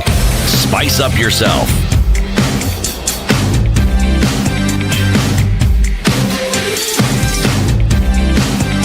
Mornings done right. 94.4 Spice FM. 2 minutes Nairobi. The conversation continues. Manish Mehra is the CEO of Mabati Rolling Mills. We're talking about product warranty. Manish, you started asking ourselves, so what is it that somebody looks out for when they are buying? What do they think of when they think of buying Mabati? Number one, roof over their head. That is the basic. Higher. Second thing is, how will it look like, whether it will help my status. Okay. Or, whether it complements the lifestyle which I have. Because, as what I've been here for less than 2 years, but what I've seen is, as people get affluent, they would like to have a house in their countryside. Yes. They would like to build, a villa or maybe a suburb of Nairobi or even outside. So, and there they want only the best actually. Yeah. And they do not want the plain sheets which we have to offer. They would like to have the tile profiles. Yes. Which are the more premium ones. And now we have something even more premium called the stone coated tiles, which is called lifestyle. So, they would want that. And, in some of the advertisements also which we have done in the past, we have a family the husband and wife and the children, when the roof has been put, then the neighbors come and then they are all standing outside and proudly showing the roof to them. So these are some of the advertisements we have done. I'm not saying we are unique in that. It's about status. Then. Right. Status. So you're thinking of a roof over your head, but on that roof must communicate something about you. Third thing? Yeah. And that basically, how, of course, the roof then, of course, it should not have any scratches or, it should not have any bends which are there. Yeah. So which all points to, it's not only about what goes on the sheet itself in terms of the metal and the paint. It's also in terms of how care has been taken to profile the sheets, which is done at different centers. So all that means that we have to keep the coils in a certain condition so that when they are put in the profiler, they come out well. So we have initiatives called product care, which we have embarked upon a few years ago, which is to say that every job which is done by the operations team at different centers, there is a certain way of stacking the coils, certain way of taking out the sheets from the profilers, certain way of stacking how many sheets in one bundle you need to keep so that the workers can lift that properly and put on the truck. So it is a lot of those things as well. So it's like treating it as if when you think of an iron sheet, it looks like an industrial product. It's not one of those soaps or shampoos or not. But you have to give it that care. Sure. So that's what we try to encourage. You mentioned earlier, and I think it's really important here in terms of quality control, that you can actually trace back a sheet to the original production and even the stack that it came from.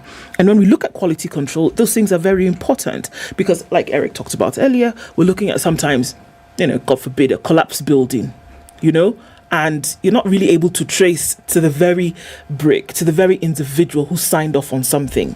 So when you're looking at quality control and the process through which you want to go back, in an unfortunate situation, we often lack that control in terms of traceability.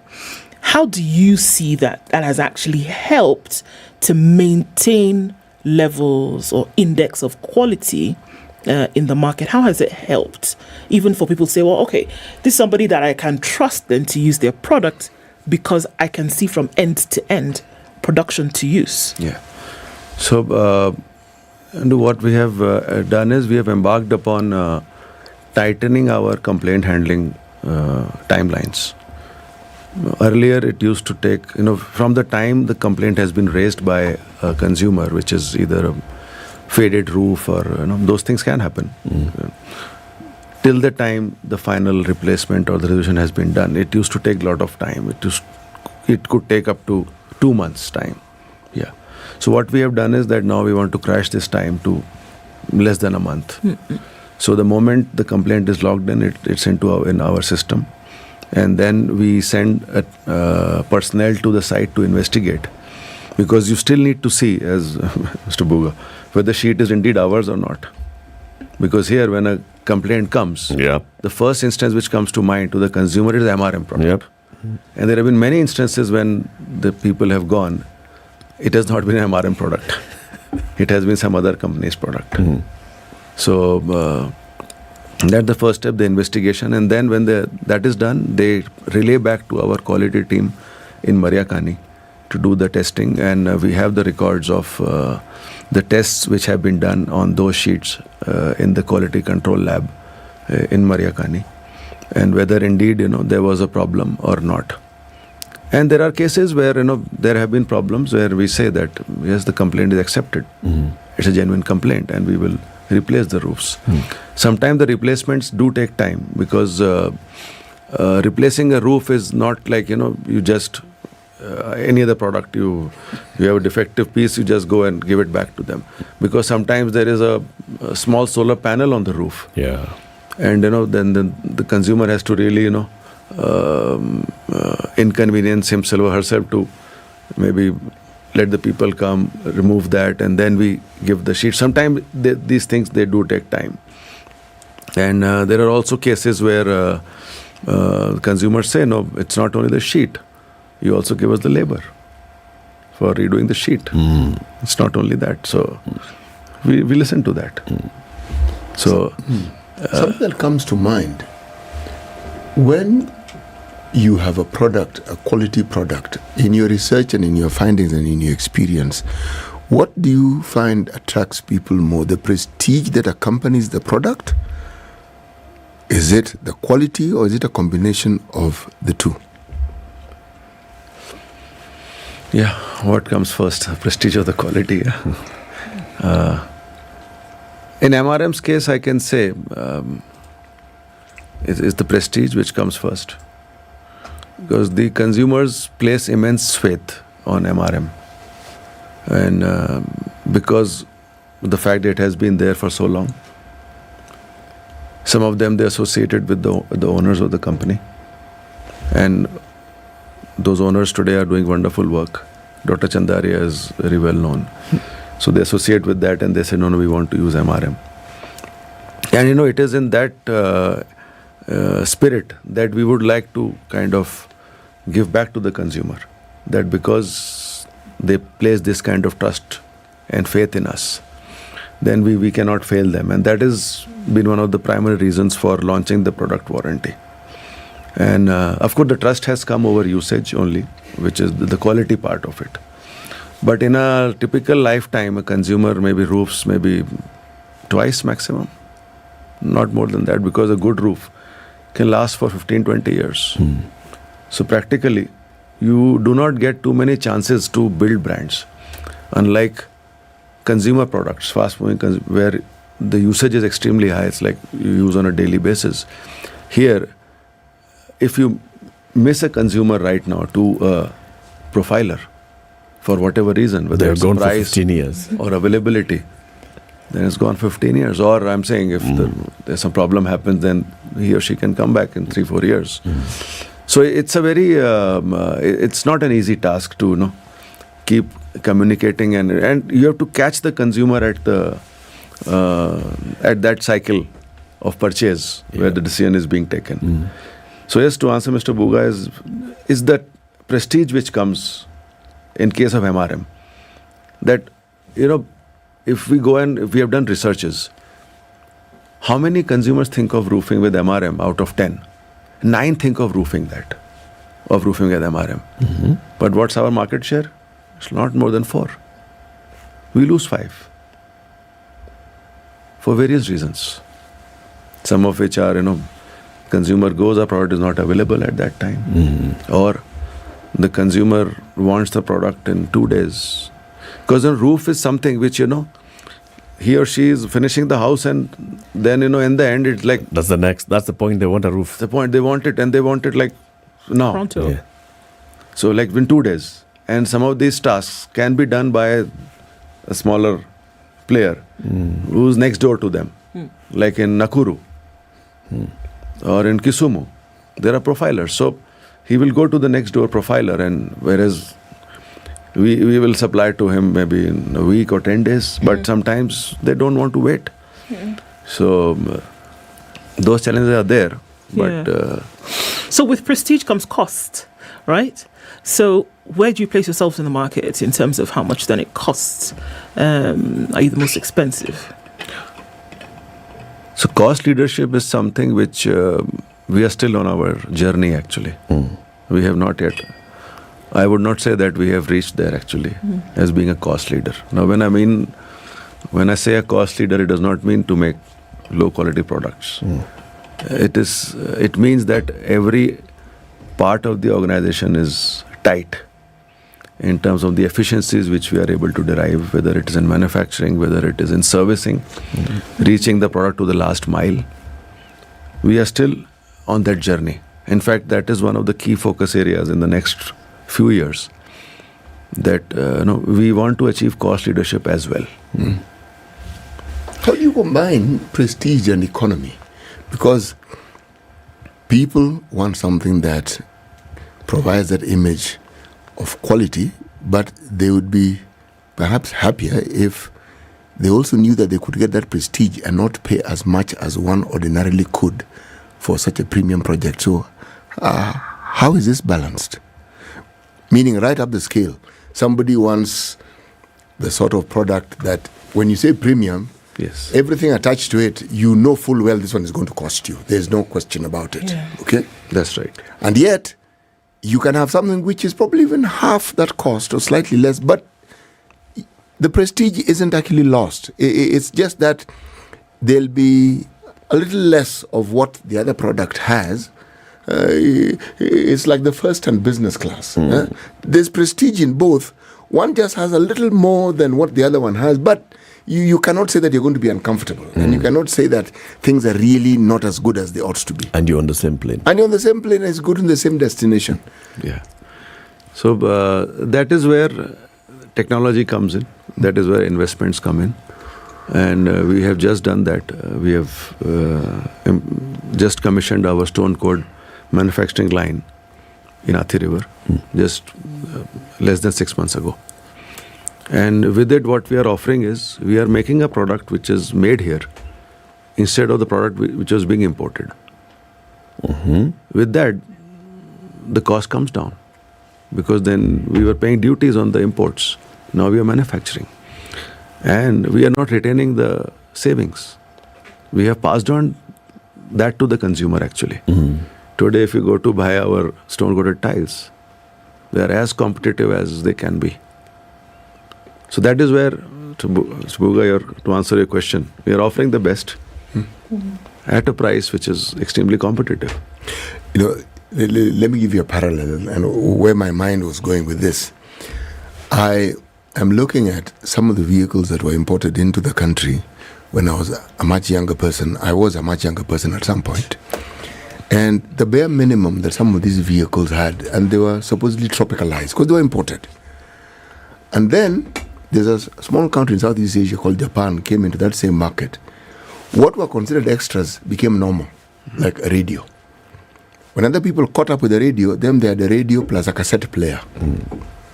Then when others caught up, now they had a whole music system in the car as just normal. So it didn't matter what size of car it was, but you got it and you knew, I have something similar to what someone else who has perhaps a far more expensive car has. I'm just giving you use that as a parallel, all right? Now, that's what was running through my mind, and I'm thinking, okay, I want to buy corrugated iron sheets, but how do I combine the budget that I have with prestige, where I know, okay, I'm not at the very top of this particular prestige ladder, but I'm not doing too badly with this one here. I'm actually okay. Where that person who is at the top of the ladder is chatting, I can also contribute and say, well, you know, actually, this product of mine is also, yes. Yeah, I can attempt to answer your question. We do not want to sell only sheets. We want to sell a complete solution, what we call the building solutions, basically. So along with the sheets, we have the fasteners, we have the polycarbonate sheets, we have the accessories which are valleys and flashings which go. So it's a complete package. We want to be the one-stop shop in building solutions.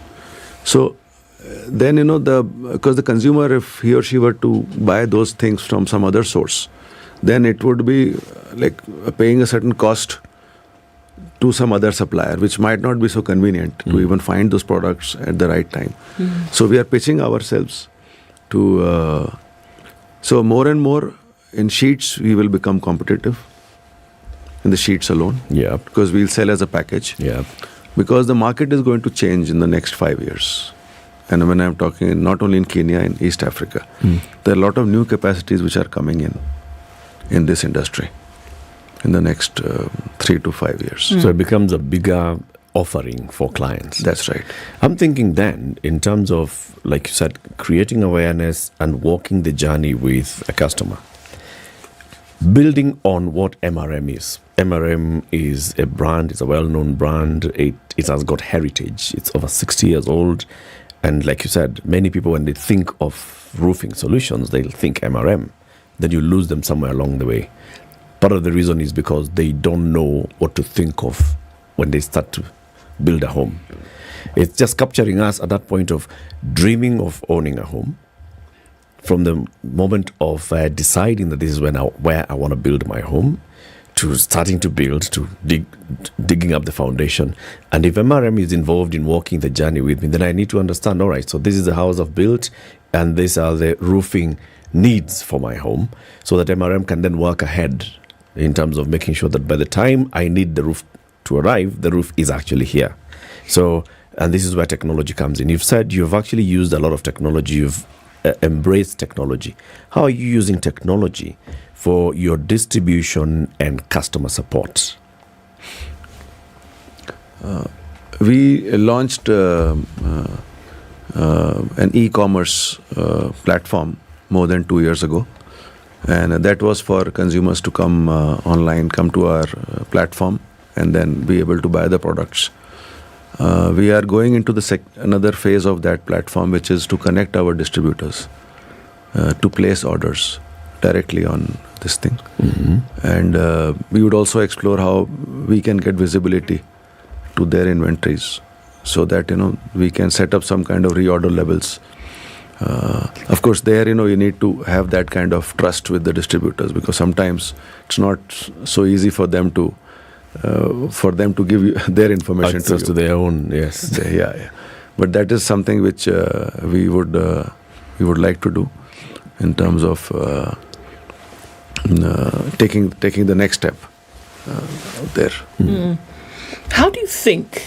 I'm going to come back, because I think it's one of those challenges that you face on a daily basis. And I'm coming back to the substandard, but then looking at it from a government point of view, that oftentimes governments grapple with how then do we deal with protecting citizenry against then having to buy or consume, substandard or, counterfeit, whatever it is. How do you think, as, obvious leaders in the market, that you can then buddy up with government to then be able to tackle this substandard issue? Because I see it as what you're practicing in that space. Government is focusing on a daily basis. How do we rid, the economy or the country of substandard or counterfeit? But if there are leaders in the market who can say, well, we know what it ought to be, we can help to set regulation. Can you see yourselves in a partnership with government and say, well, look, let's work together to make sure that what we are delivering across the market is top-notch quality? Yeah. So what we are doing is we work actively with the government to build or recommend standards for some of the newer things which are coming in. Like some of the newer things which have been introduced in the market are the pre-engineered buildings through our subsidiary called Safal Building Systems. Before that there was a standard for trussing system, which is called Ultraspan. And now currently we are in the process of having a standard for cold rooms, which are made with the panels, insulated panels. Because panel is a big market here. Right now many of the things are being imported, but we have started manufacturing last year. So one is which is working with the government to have these standards written. So that's where we give the inputs, being the industry experts. The other is in partnership with other industries and taking the umbrella of Kenya Association of Manufacturers, which is KAM, to engage with the government on a regular basis and to partner with them for any initiatives, any support which is required from our side to give the info, because sometimes it's a matter of providing information. That information on what is substandard and what is quality. So we also have to be open as an industry to share that with the government. And then I suppose it's a continuous engagement at different levels, and which we do. And we also have a lot of partnerships in the CSR space, which we do. With that also helps that it is not only for making profits. It is there's a larger cause which the organization engages in terms of providing that to the citizenry of Kenya. Manish, thank you very much for coming in and sharing all the work that you are doing at MRM, and also creating awareness about the product warranty, and that if you go and buy an MRM product today, it comes in with the warranty. It tells you this is quality, and we can trace it back. Like you said, you can look at the mark, jet printed mark, and others that you are introducing for us to know this is quality and it's better. It's going to last you longer give you more value for money than anything else in the market. It's important for all of us to know this. Manish Mehra is the CEO at Mabati Rolling Mills, that's MRM. He's been here this morning telling us about roofing solutions, the roofing solutions industry in Kenya, and the MRM product warranty. Keep it here for more conversations coming up in the next hour. Good morning. It's 8 a.m.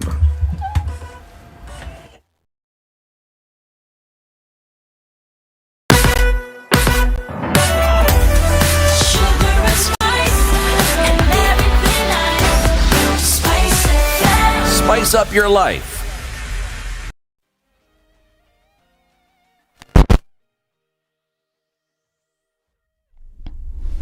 Good morning, this is the Newswire. I'm Leah Obaga.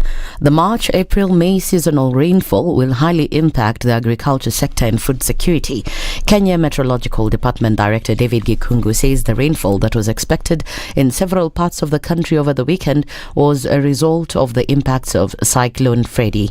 Gikungu adds that Freddy was responsible for the rainfall that was experienced during the last week of February in parts of the highlands west of the Rift Valley and Lake Victoria Basin as it made landfall in Mozambique. This event comes as close to 5 million Kenyans are in dire need of humanitarian help. Millions of livestock, especially in arid and semi-arid areas, have died. Thousands of wildlife have also died. Baringo, West Pokot, Turkana, Elgeyo Marakwet, Laikipia and Samburu residents have less than 30 minutes to leave the regions due to insecurity. Interior CS Kithure Kindiki says 27 areas in the counties have been mostly affected by banditry. He adds that the move is aimed at saving lives.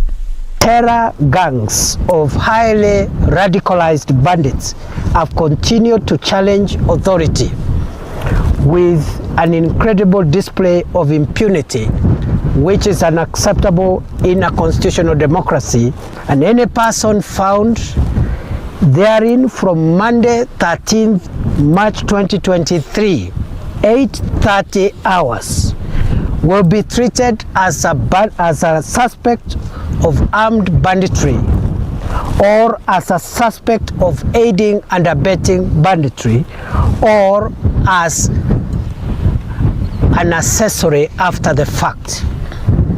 Everyone must get out. This comes after reports that bandits were living among the communities disguising themselves as residents. Kindiki, who has been in the forefront of fighting banditry, has promised to ensure that the second phase of the security operation bears fruit. Tutafanya yote yale ambayo inawezekana kuhakikisha taifa letu limebaki kuwa salama, kutoka Mombasa mpaka Busia, kutoka Lokichogio mpaka Loitoktok, na ndiposa tumesema kwa wale ambao ni wanasiasa, sisi kama maofisa wa serikali hatuhusiki katika siasa, lakini lazima kila mtu hata awe nani lazima afanye maswala yake na mambo yake kwa mujibu wa katiba na sheria ya nchi yetu. National Assembly Speaker Moses Wetangula has urged leaders to work together to solve the challenges facing Kenyans without issuing threats. Speaking in Kakamega County, Wetangula said it's the responsibility of leaders to help one another and work together to serve the people of Kenya. Wetangula further called on the Luhya community to remain united. Tuko na uwezo wa kutembea pamoja. Never mind the messages that we get, but being together is a good beginning. Walking together is progress, and sticking together is great success. Na tutatembea hivyo na hawa ndugu zangu, that we are able to keep off the shades of our parties and stand together is something that is very dear to my heart. Yale tunawaomba wa Kenya is to sit and think together. Disruptions will not help. Meanwhile, leaders from Western region led by Kakamega Governor Fernandes Baraza have dismissed UDA Party Secretary General Cleophas Malala's push to dissolve all parties under Kenya Kwanza. We are in multi-party by choice. Watu walikufa, watu wakapelekwa jela, wengine wamevunjwa miguu na mikono kuleta multi-party. We cannot bring multi-party to dissolve parties. Sisi kama viongozi wa Western tunajivunia mambo ya multi-party democracy. Ningependa kukuomba wewe Malala, kuwa na heshima na Musalia, kuwa na heshima na Wetangula, kwa maana wewe ungali mtoto kwa hawa jamaa. Hawa jamaa wametembea.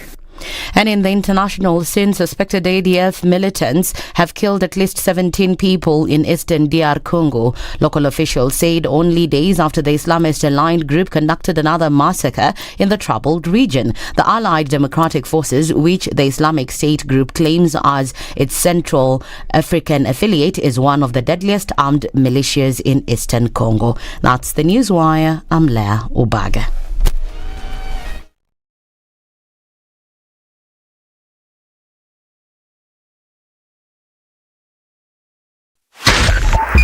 .5 Spice FM, Kisumu. We're looking at heavy traffic on Langato this morning, going out towards the Nyeri Stadium roundabout. Going to connect with a lot of traffic that's also coming from Upper Hill, so that's really busy. Raila Odinga Way also is going to touch on Gong Road. Quite some traffic there at that junction of the City Mortuary roundabout, so quite some going on. There's all sorts of stuff coming in from Naivasha Road. We're looking at Gitanga Road, really busy, as well as then going out towards James Gisho. So everything's collecting and then going towards Wayaki Way. My goodness, look at Kiambu Road. I don't know what happened here, but traffic is in and outbound. It's big on inbound and also crazy coming off of Thika Superhighway. So it's Monday morning. Not too much of a surprise. Hopefully we can get out of it with no skin off our teeth. Let's look in about half hour and see what happens. SpiceFM KE on Twitter.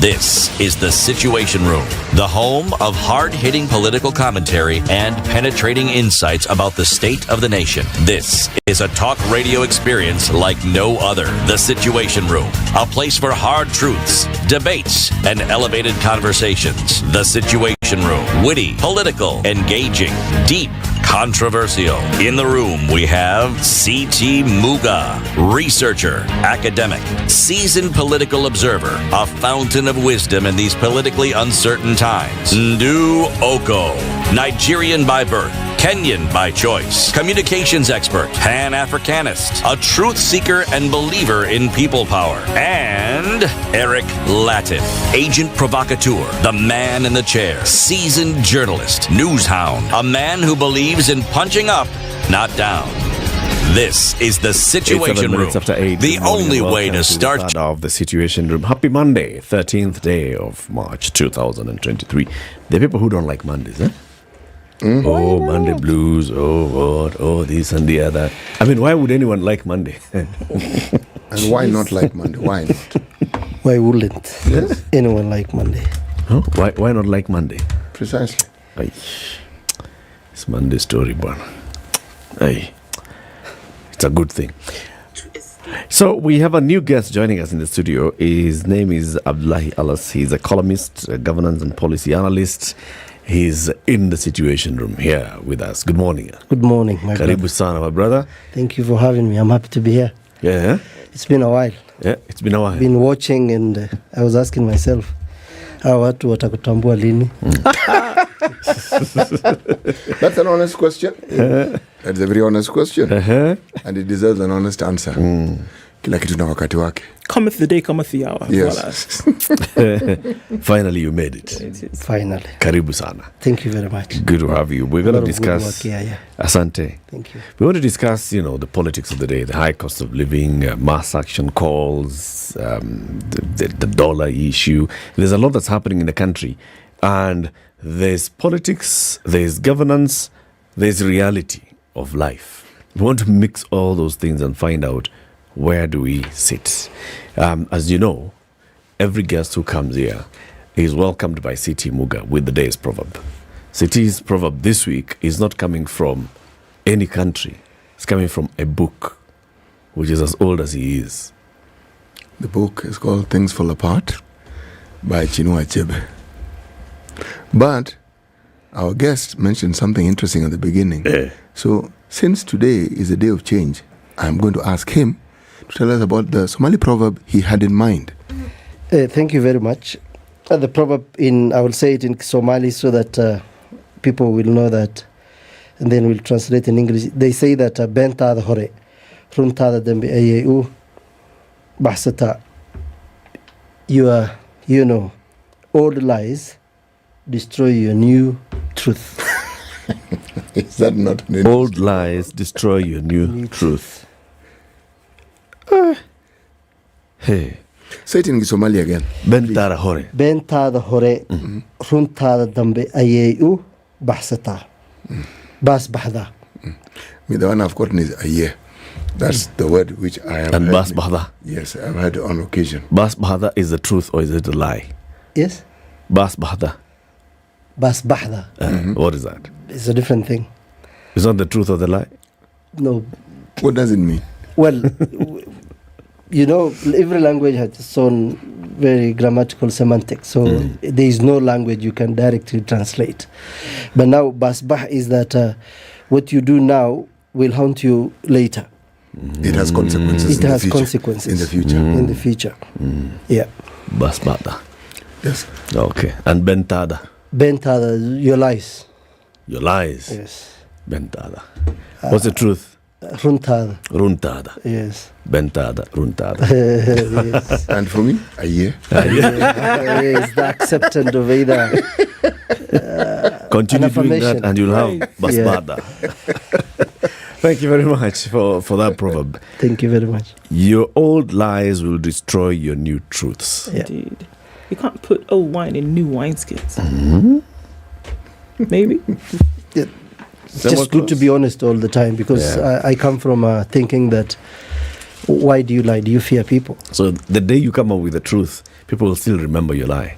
Is like, you've been lying all through. Then I've lied to Muga maybe 10 times, and then everything we said, like when Ednah called me yesterday, I'm the one who reached out to her. I'm the one who reached out to you. Now, if I told her that I'm going to be at studio at 7:45, that's what she said. I was here at 7:30 because I left my home at 7, but I woke up at 4 in preparation of the same. So you guys called me at 8. My phone is off. You invite me another day. My phone is either off or I have excuses. Yeah. And then the third day I come here lecturing people about the truth or timing or anything. Muga will look at me like, who the hell do you think you are lecturing Kenyans over the truth? We invited you twice here and you could not even make it. Simple appointment.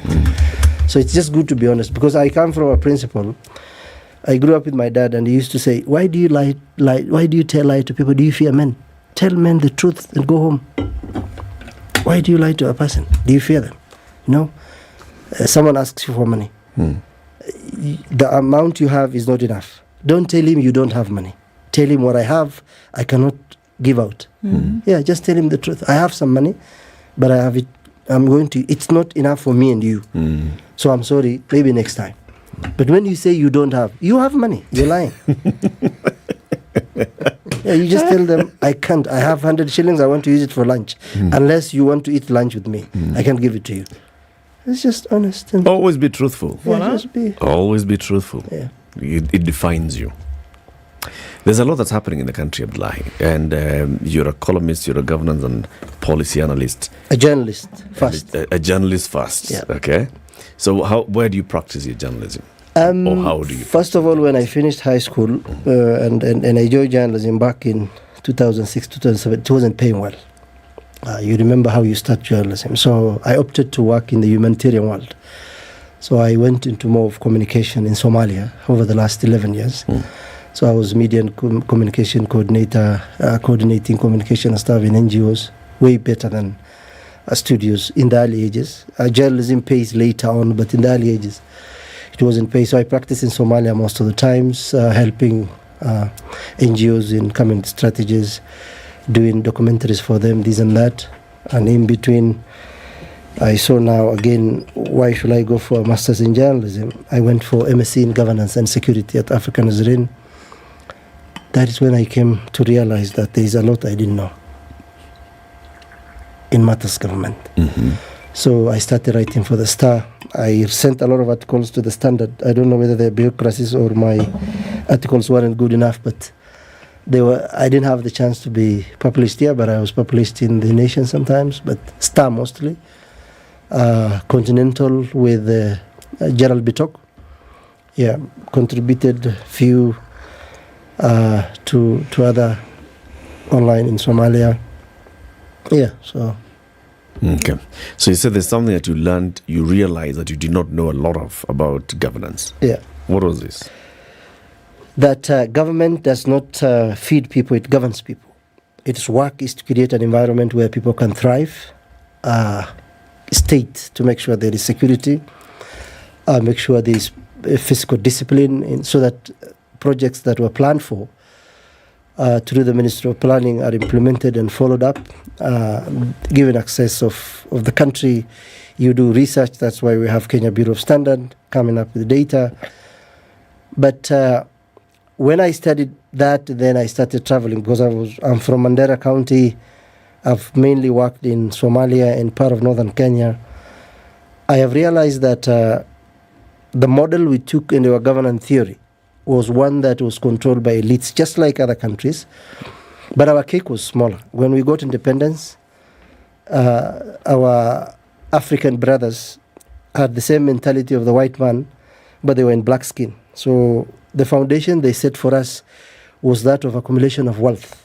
If you look at the people who are rich in this country, mainly they're either descendants of political leaders or people who did business with government. I went to a press in Runda where a cousin of mine was looking at plots. And every plot, every acre, I think we were told 60 million. And the guy wanted to buy 10 acres. So it was told to me that they said it's 600 million. So I asked, who is this guy? And then I went to him and interacted with him, because he wasn't that old. I mean, he was 50, 48. I got interested and I told him, you know, the journalism in Mekikdin, like, who is this guy who has 10 acres at this time in Runda, and he has another 100 acres, and then he's selling at 60, that is 600, just like that, you know. So he happens to be the son of a former minister of Jomo Kenyatta.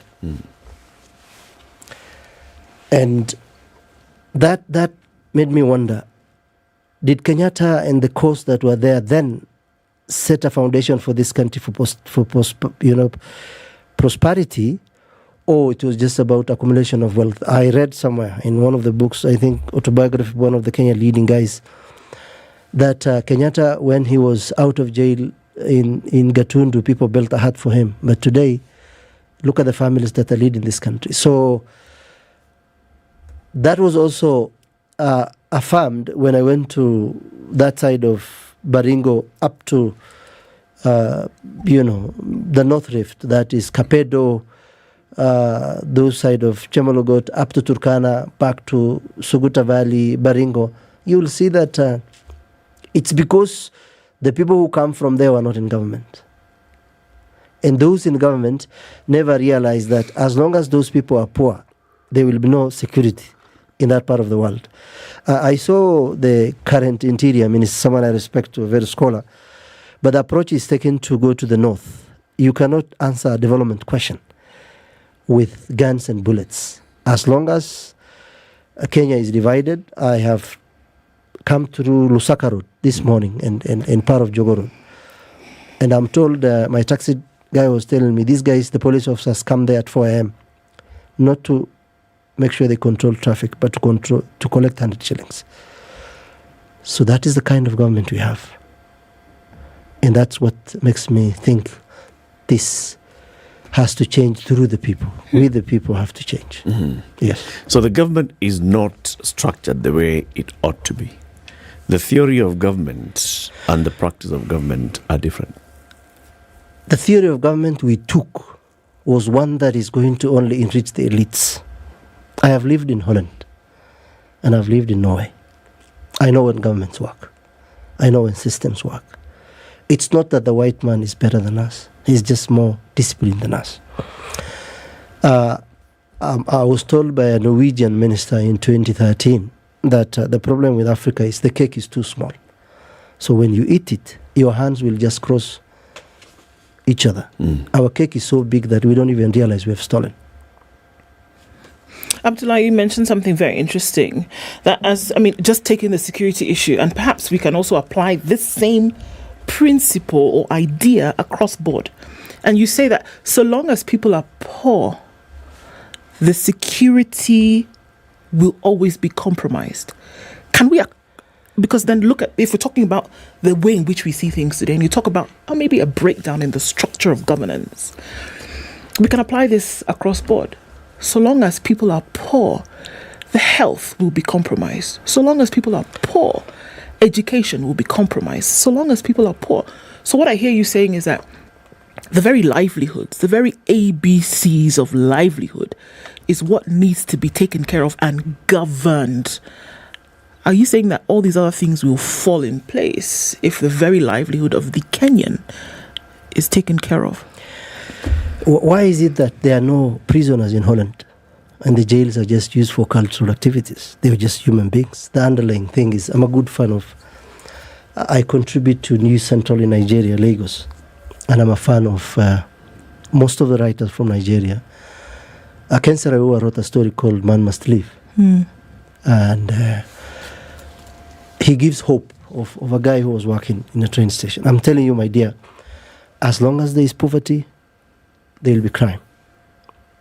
As long as there is poverty. I wrote an article back in 2007 about packing boys along River Road up to Isli.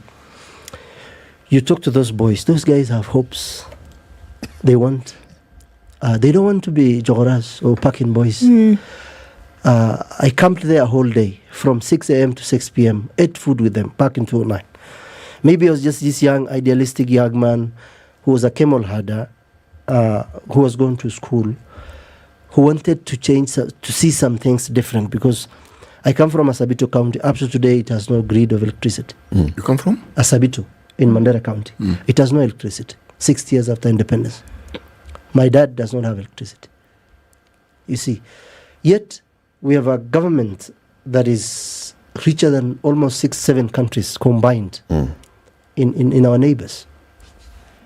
So, my sister, as long as people are poor, poverty is the breed of insecurity. Whether they like it or not, health is going to be affected because there is no hospital in Pokot, part of Pokot. There is no hospital in part of Suguta Valley. I was there. I've gone. I've seen. People live in thatched bed houses. Kids look very malnourished. They have very big stomach. It is because the people in leadership failed them. When you say there's no hospital in Pokot, because let's get down to the nitty-gritty of these things, Abdullahi, because that is it, isn't it? That we cannot speak broad-based about things when we're hoping for solutions that are going to solve the very nitty-gritty, right? Yeah. So sometimes when we have these conversations, sitting with friends and discussing some of these things that are very important, sometimes we may face the temptation of glossing over things and just saying it because, it sounds sensationalist. So for us to really understand, when you say there's no hospital in Pokot, what are we saying? What I'm saying is that we are not talking about towns or places that have access to hospitals. Let's talk numbers. If you look at the current, let's go to places like Bomet or Mandera. In Bomet in this year, job advertisement of 293 slots, 23,044 applied. 23,000 people applied for. 23,044 applied for 293 slots. Okay? 233 had PhDs. 698 had masters. Education survey done by National Treasury, over 80,000 graduates are produced. Kenya National Bureau of Standard in 2021 March said half of jobless Kenyans are looking for work, are aged between 18 and 64, demoralized by reduced opportunities in difficult economy, business scale down employment. In Flat Access did survey in 2022, 28.5% of Kenyans do casual laborers. 82.3% are informal sector. So literally, we have a country where people are struggling to feed themselves. The Russian president said Africa is a cemetery. If you look at it deeply, Kenyans die looking for food. if 83% of Kenyans are in the informal sector, which means they get monies only for food or maybe for rent if they're lucky. They don't go for holidays. They don't go for anything. The people who control the finances, I'm coming to my sister's question. The people who control the economy in this country are 1%. 9,000 people control 99.9% of the wealth in this country. Okay? Four individuals are richer than 22 million Kenyans. So are we sensationalizing things, or we have... Kenya is not Nairobi or Mombasa or Nakuru. Kenya is bigger than those towns. So if you want to see the poverty level of this country, how AIDS is affecting people in parts of Nyanza, how Jigas is affecting parts of Central, how drought is affecting people in northern Kenya, it's because of the people in government are very comfortable. So, do they think about the next generation, or they, like now what's happening with Raila and Ruto? They're two guys from different background, but both of them are very rich today. Ruto can never associate himself with poverty anymore. He's left that bracket. His kids have grown up with opulence. I am a friend to his daughter Shalin. She runs a hotel in Western Hotel, so she's left the bracket. Raila's daughter grew up in opulence. Her grandfather was a deputy president. My grandfather was a camel herder. I didn't enjoy the opulence of a country I lived in. Okay, he was born in 1907. My dad was born in 1958. I was born 40 years ago. My son is 14 years old. We have never seen electricity in our village. So are we sensationalizing things, or Kenya is bigger than this studio, or Nairobi, or... So is it a values issue? I have a discussion with a friend called Martha, and she says it could be a values issue. Are we looking at a values issue? That you can be in a position of governance in a country and see this vast difference between two sets of people who live in the same boundaries, all known as the sovereign state of Kenya, and you see such a thing on a daily basis, and you're in a position to make a difference about it, but you choose not to. Is it not then a values problem? I don't think it's a value problem. If you look at Kiambu, 99% of the houses that collapse come from Kiambu County. But in Isli, there is no collapse in buildings. It's still in Nairobi. It's because the biggest mall that is coming up in Isli is being handled by a Chinese firm. Okay? Mm-hmm. It has, I think, 380 toilets. So it's that big. The guys who are handling are not Kenyans. Mm. The foundation of this country was based on greed. The moment Kenyatta came out, the guys who were around him, they started stealing from us. They started accumulating material wealth. Okay? My grandfather used to say, I was with him. He died at around 95. I used my grandfather more than my father because I stayed with him for 6 years. He was a very intelligent man. Being schooled and being intelligent are two different things. Mm-hmm. Being schooled, you've gone to school, you are taught maths, algebra, loci, this, that, then you've learned. Being formally schooled. Formally schooled. He was schooled. He was schooled in his own rights. Now, formally, we have gone to school, and most of the people now confuse intelligence and informal education with maths and English. He used to tell me, Daddy, my son, what do you consider wealth? And he told me, if you can sleep well, you have what to eat, you're healthy, your kids are healthy, you're a very wealthy man. I took that. Today I'm a father of 5, and I consider my health my wealth. I don't so much look for a lot of money. A lot of money in the sense that you want to steal millions and billions. No. What I have is enough. If I can send a bill to my family, I can take care of my mom and dad, and then maybe have few change of my 2,000 postpaid. Sometimes on 20 or 25, you go broke. So it's a values issue then, Abdullahi. What Ndu is posing here, is it a value issue? It could be a value issue. But now, if the foundation was wrong, then we lost the value. How do we? I think it's a culture. Because if the guys who got independence, the Kenyattas and co, will sit and say, what kind of a dream do we want to have for this country? If we had roads, from Mandera to Nairobi, which are tarmacked, we will not even need much from government. People will do business and thrive. We cannot transport avocado to Mandera because it will take 36 hours to reach there. So the foundation of a good house will determine, and I've told you an example. That's why 90% of the houses in Kiambu will keep collapsing, because they are firing the engineers and bringing some amateurs to be handling things, and the houses in Isli are not collapsing. So two sets of Kenyans with two sets of culture. A culture of saying we cannot have millions and billions go into this building and then in 10 years it's down because of an error or this or that. So the foundation laid for the country is that we have people who are very rich in terms they have stolen from Kenyans. We know the salary of a member of parliament. We know the salary of MCAs. We know the salary of our staff. I have an accountant from Mandera County government who is living in a 10 million house in Mandera. He's an accountant with the county government. County government. He's an accountant. That guy does not earn a third of what I earn, or a third of what I make. But I don't have a 10 million house in Mandera, let alone having a house after working for 15 years. We are still saving. We've bought a plot, but you haven't built. Yet this young man, he's barely 30. Yet the guys who have stolen from us, if you go to Indian hospitals or Turkey hospitals, 70% or 65% are Somalis who are Muslims. The clients, they have pressure, cardiac problem, cancer, non-communicable diseases. God is pure, and you must be pure for you to survive. If you've stolen, even as a Muslim who believes so much in the Quran, we are told that do not steal from people, do not commit injustices, be truthful. There are three principles that are guiding Islam. There is a difference between what is said and what people are practicing. Be truthful, be honest, be trustworthy.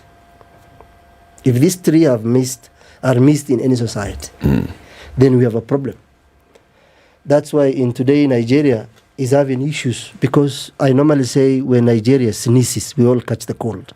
It's the biggest economy. If we had a very stable Nigeria, stable South Africa, stable Kenya, where people will work on a formula where I can drive my old Nissan Patrol from here to Lagos. That's not the dream these guys had. These guys had dreams of stealing, taking it to the Swiss banks in Finland and Zurich and those places. So what now has happened is that they have died. They have left us with their kids. Their kids are still stealing. Okay? They are still richer than us. Rich now in terms of monetary value. Right. So, my dear, as long as we the people have allowed to take bribes. 2019-16, I was in Embu, a village called Manyata. I was told the MCA came there, he started dishing out 50 shillings and 100 shillings. Because of the conditions that were created in 1963 up to today, Kenyans have no alternative. They have to beg. So you're saying even that guy of yours in Mandera is stealing because he has no alternative?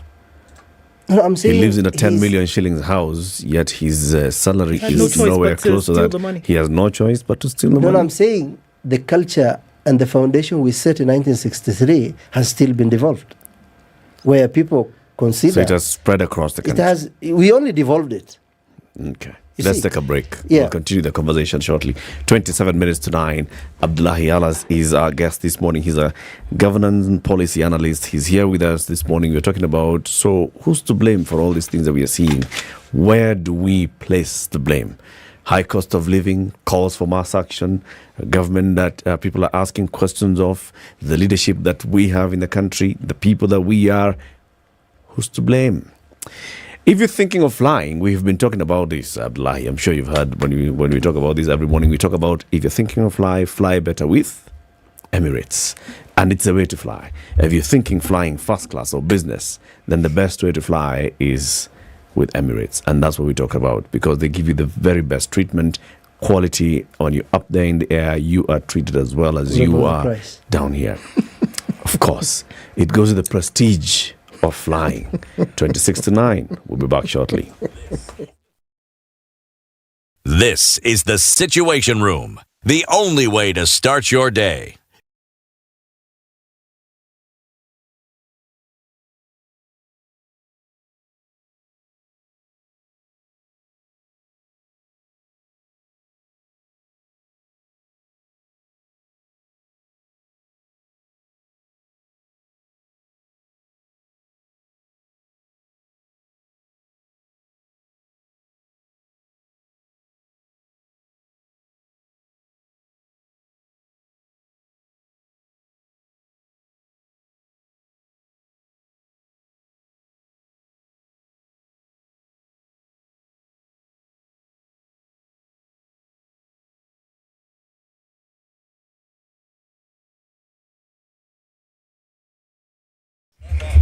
All right, we're looking at sunny conditions in Nairobi this morning at 18, and in Nakuru it's 17 and sunny, 16 and sunny in Nyeri, and 15 and sunny in Eldoret, going to highs of 27. The sun is up in Mombasa at 26, and we're looking at sunny conditions at 27 in Malindi, 21 and sunny in Kisumu. At 19, it's sunny in Malindi.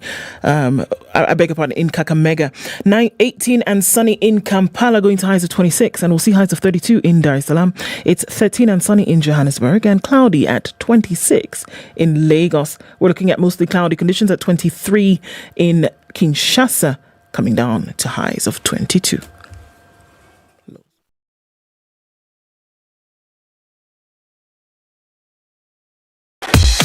Welcome to Spice FM, the best exclusive radio station bringing you the best mix of the best music ever.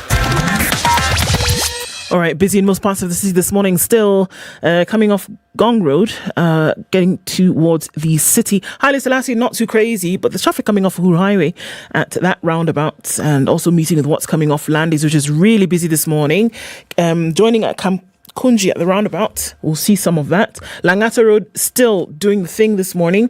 It's heavy on Waiaki Way. It's touching on what's coming on from James Gishuru. And Juja Road, in and outbound traffic is quite something. It's much better on the Thika Superhighway. We're not looking at too much craziness, at least not for now. Kiambu Road says craziness. Me, yes, I'm all for it, because it's bumper to bumper still after 8:30. But let's keep an eye on things and see how it opens up closer to 9, shall we? Talk to us on SpiceFM KE on Twitter.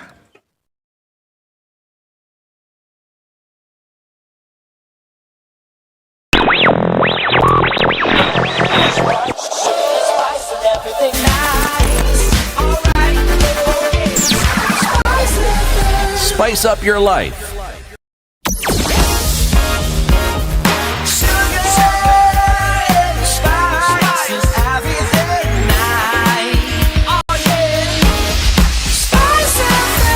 Spice up your life. Mature, intelligent talk every morning. Spice up yourself. Conversation room with you this and every week. The morning is Eric Latif, Ndu Oko, and CT Muga. So you're saying the foundations of the country, but look, we have had a change of government, or at least we participate in changing government every 5 years since that 1963, and the current crop of leaders is not the same as the crop of leaders that were there during independence. So why is it that then you haven't seen a shift or a change in how government responds to people's needs over time? Eric, what have we actually changed? What the individuals that lead.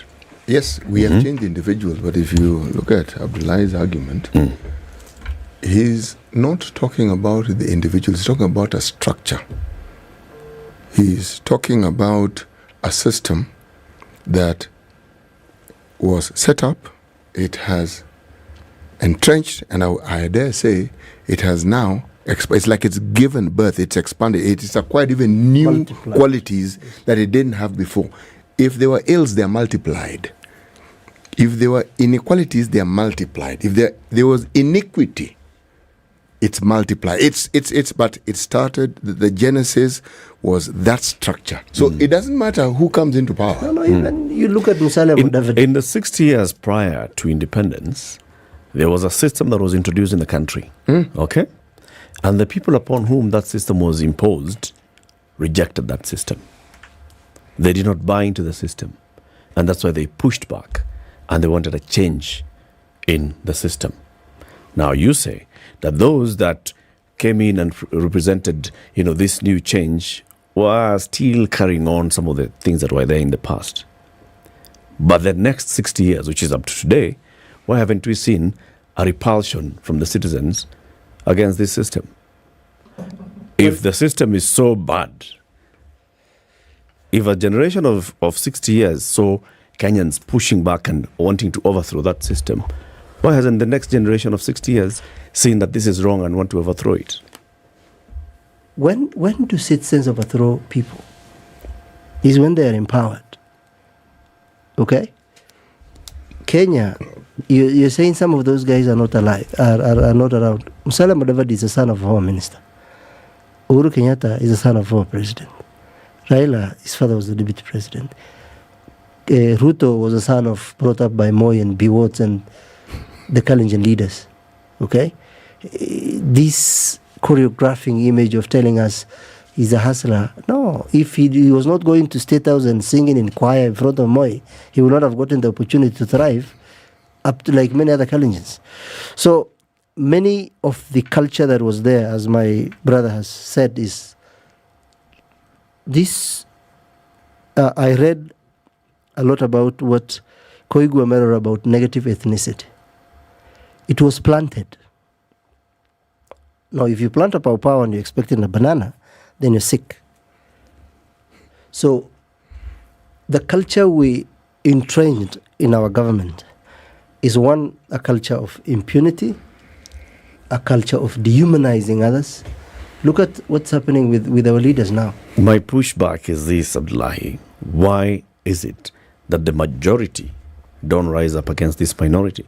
Because you'll agree with me, it's a minority. The names that you're mentioning are just a few. Who are the majority?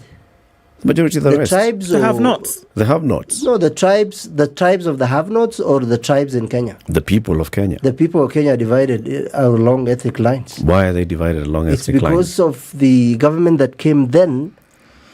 You see, we have people who are majority and we have people who are minority. We cannot control that there are more Kikuyus in Kenya than Somalis. Now, if the number has been used to access power and deny other people rights, who is to blame? We blame the majority. Can I shift the argument a little bit? Shift it. You see, the inequality or iniquity doesn't actually know tribe. And what Abdullah is talking about is something that the person who talked about at great length was Ngugi wa Thiong'o. When you talk about whether it's petals of blood or you're talking about what he called the Wabenzi tribe, okay? That was his way of looking at the haves and the have-nots. Now, at some level, they coalesce and they actually form one community. So, when you talk about the ethnicity and the ethnic lines, now that's a tool.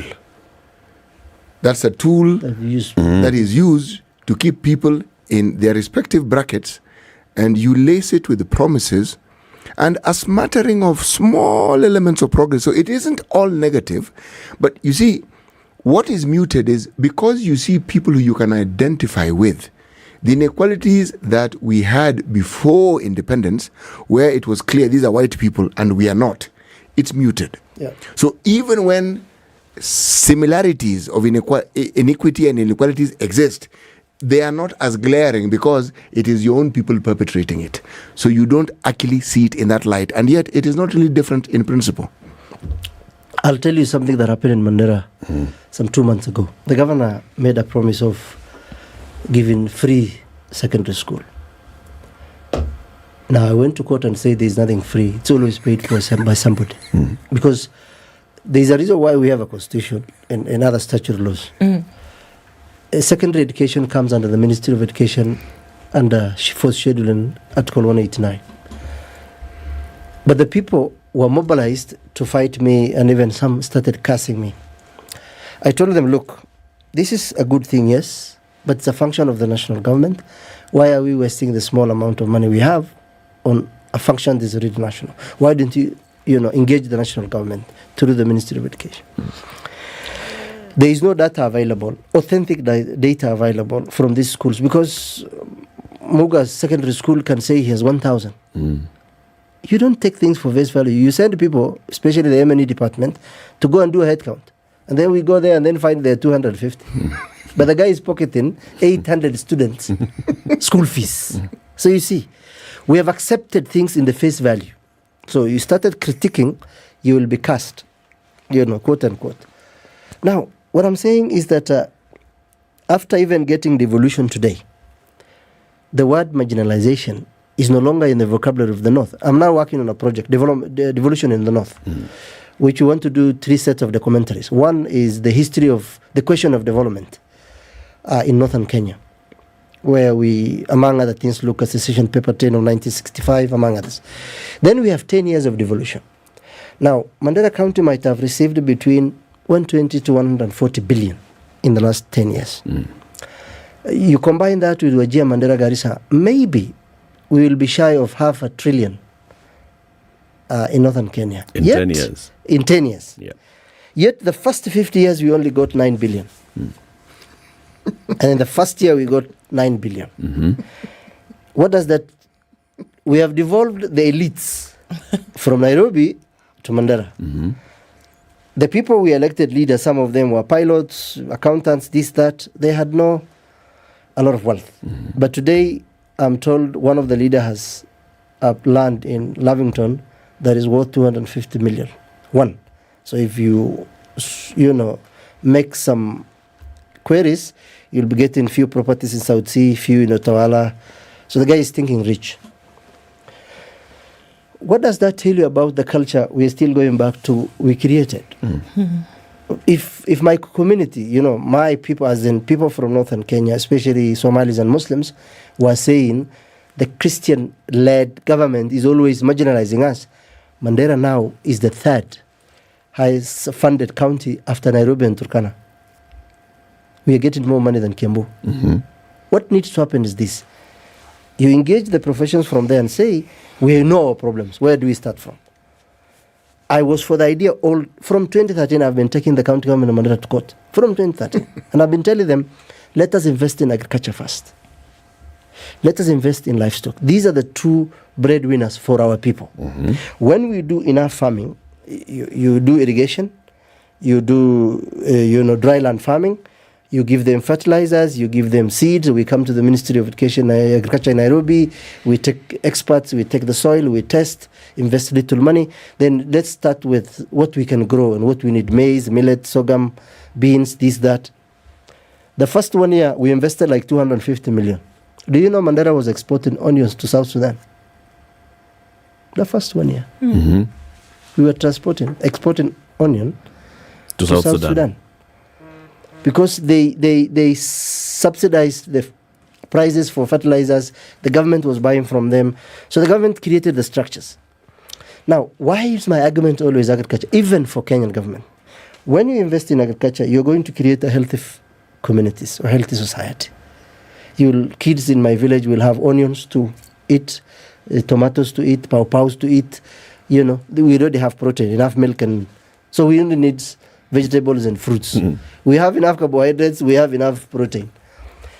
What comes out of that is once we satisfy the subsistent part of it, we can now do commercial. Invest in 100 acres, 50 acres, and then empower them. But you know why they will not do that? Because that's not where you cash money. That is the software part of governance. That's where you're not going to get money. Is in construction, infrastructure. Also, the people want to see those things. Do they? The pressure from the citizen. The pressure from the citizen is my brother Eric. Kenyans don't know. They only talk of their rights. They know their responsibility and obligations.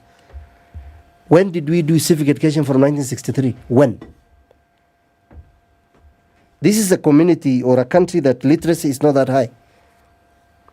This is a country where 22 million are living on less than $1. What is a priority for them? It's that day. So if the governor is going there with some money, we are going to build a road. Does my mom know how to ask what is the value of road between these and these, and what is the value chain, exchange of commodities? First of all, do we have informed citizens in this country? Are they satisfied with the government that they have? How do you measure that? With how they react, how they respond to the government. What do they know if you're reacting? I mean, if you're paying... You can tell how people... If you have a dog at the door... You can tell people's satisfaction levels or dissatisfaction levels with the government in every 5 years. You can see how they are voting, the pattern they are voting, the conversation which they are supporting at the election time.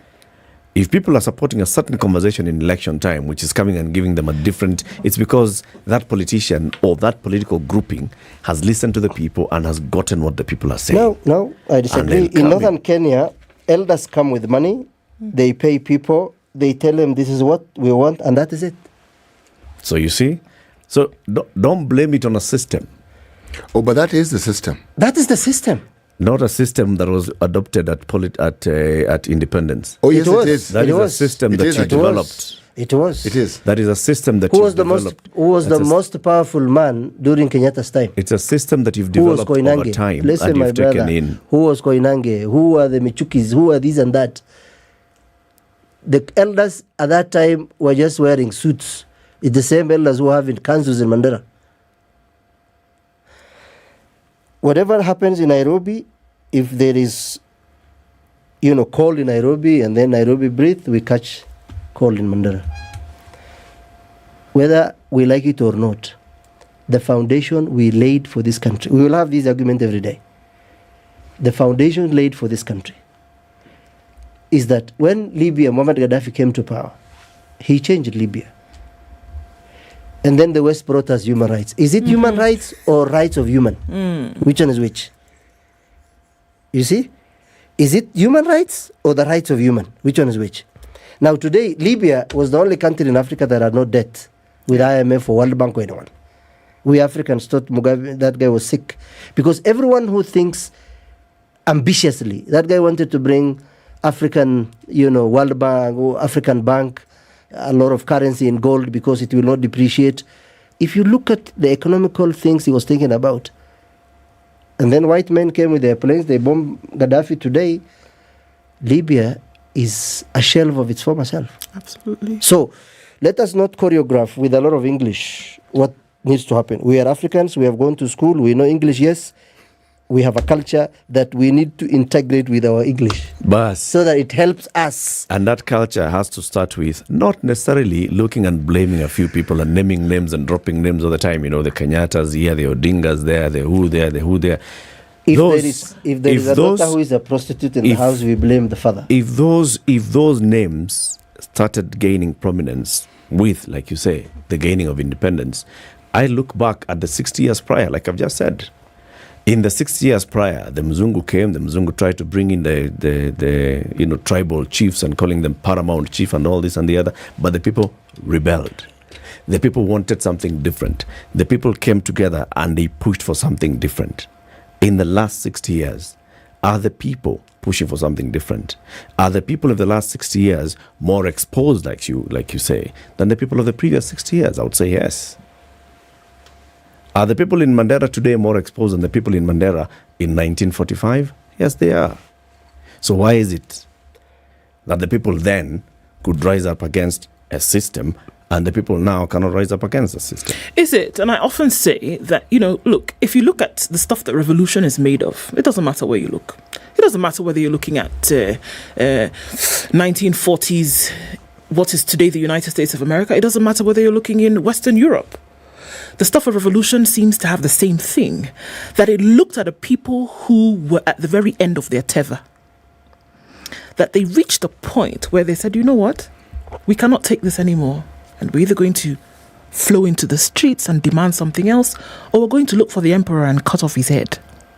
And that is what happened.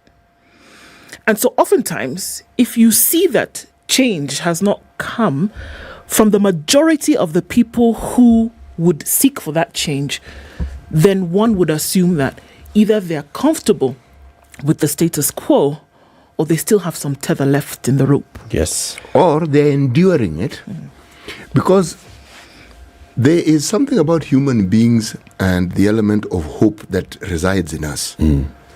Now, there are leaders who are chosen or are accepted.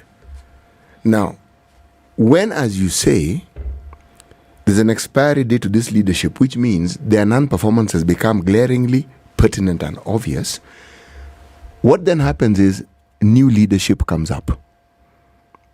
Because if the consistency, if you can trace back and say, we've had this leadership for this long, this is a narrative we've heard, like the water, schooling, disease being eradicated, it's the same story. Okay, we've heard it. People say, no.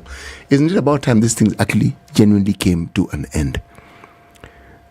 One must never underestimate the power of a narrative. And when you have a power of a narrative being based on hope, when you're being told it will happen, and then you see bits and pieces that resonate and you feel perhaps this is actually true, or you see a semblance of what you think is a sign of progress being fronted. One doesn't quite weigh what is genuinely possible for them. One puts up with what is available. Now, if I hear what my brother Bla is saying here, he's saying, you know something, that's the short end of the stick. What is actually your due as a citizen of the country is what you haven't received since independence. You've been given installments of it, but not what you actually should actually get. Because if you did, then this would be a different country. Abdullah, let me ask you something as you're going to answer that question. Do you think, if we're going to go with this, that there are folks who've been stealing the very soul of the country, whether it's in money, land, whatever it is, and they are in positions to teach this civic education that we are speaking of, to give the very due to citizens that is theirs since independence or even before that, do you really think that they would take up the responsibility of teaching Kenyans, of showing them what exactly is their due, if they are busy putting most of it into their pocket? It's not even their role to teach. It is the role of other Kenyans who think differently. Why do you think J.M. Kariuki was killed?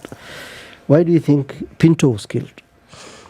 When you start bringing systems that is contrary to what the people want, trying to deflect the narrative, then you're a threat to the state, quote unquote, because you're a threat to their interest. Is that I was asking a lawyer the other day, was the question of marginalization addressed in the 2010 Constitution? It was. Yes. But is it the problem we have, as I said on NTV, is it the law or the men who are implementing the law, the men and women? This is a country that is an age of, if you can buy a judge, why do you need a lawyer? Okay. And I've been around that corridor for a very long time now. 10 years I've been around that corridor. There are lawyers who are brokers. There are deals that go down at 2 a.m. I'm still coming back to the culture. If the father, I have children now. My daughter is 4 years old. Every morning when I wake her up and she's going to Duxie fast, I tell her, don't lie to people. Don't steal from someone. If you want something, come back, I'll buy for you. Don't abuse anyone. Someone fights you, report it to me. You asked me, we have a different sets of people. Lumumba will say the forest might have changed, but the monkeys just give birth to more monkeys. This is a country that has, especially right now, I was speaking to somebody and say, so-and-so bought a Lexus. And then I asked him, how much is it? And then he told me the second-hand one is 12, 13 million. The new one is 20 something. And then I told him, does it give birth to a child? And then he told me, no. Where does it sleep at night? Does it sleep in bedroom? He said, no, it's put in the parking. Okay. So, okay. You see, Lexus, according to him, or iPhone, is an achievement. And that's why you find the people with phones staying late up to midnight. I don't. I use the phone. The phone doesn't use me. People have become slaves to material stuff, where instead of living for something and wanting to achieve something with your life, you're doing this, you're doing that. Now, this country needs men and women. Look at what the Controller of Budget was telling me the other day, was telling us that 15 billion was signed off in 26 minutes through a WhatsApp call. That is a constitutional office. So it was about her character and her zeal as a person. It had nothing to do with the law, because the law says any unauthorized withdrawal, she has, the powers to reject. If the president is asking her to do this, you just ask you, please put it in writing and then seal it and then doing that and that. So the character of the men and women we have in Africa is the problem. Unless we will have men and women who have seen other parts of the world and will come back and say, you know what, this is not how they are doing in Singapore. This is how, rather Sri Lanka. In Norway, in 1945, there were 3 million Norwegians. But today, they have wealth to feed their country in the next 200 years. So the men and women we put in those offices will matter more than the law. The law is just written. The law is just something. It's just written in a paper. Abdullahi, this conversation must continue. Thank you very much for joining us today. Abdullahi Alas is a columnist, is a governance and policy analyst. He's been our guest this morning. It's 9 a.m. Time for the news.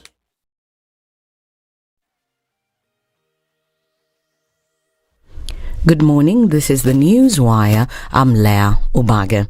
Nairobi Governor Johnson Sakaja has dismissed claims that he has urged President William Ruto to engage the opposition in a handshake. This is after Governor Sakaja emphasized the need to engage all leaders into discussions, noting that the Kenya Kwanza administration discourages the politics of exclusion. In a quick rebuttal, the governor said that he instead appealed to President Ruto to engage the opposition in order to avert the nationwide mass action.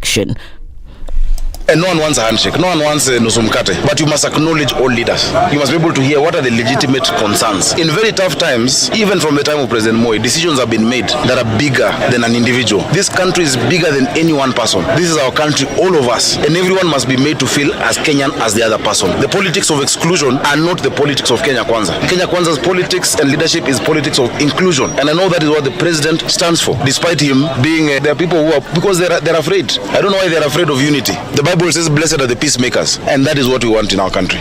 The meeting attended by former Interior CS Fred Matiang'i was a meeting of Abagusi leaders. The meeting led by Education CS Ezekiel Mashogu aimed at uniting all the leaders of the Gusii community regardless of their political affiliations. Among those who attended were Solicitor General Shadrach Mose, former Kitutu Chache North MP Jimmy Angwenyi, and Tajik businessman John Simba. During the meeting, leaders of the Gusii community discussed the planned visit of President William Ruto to the region later this month. Earlier, Mashogu had insisted that he would unite all the leaders of Gusii, including Matiang'i, in order to make efforts to strengthen development in the region. Yesterday's session is the first for Matiang'i since he recorded a statement at the DCI headquarters last Thursday following allegations that police raided his current home.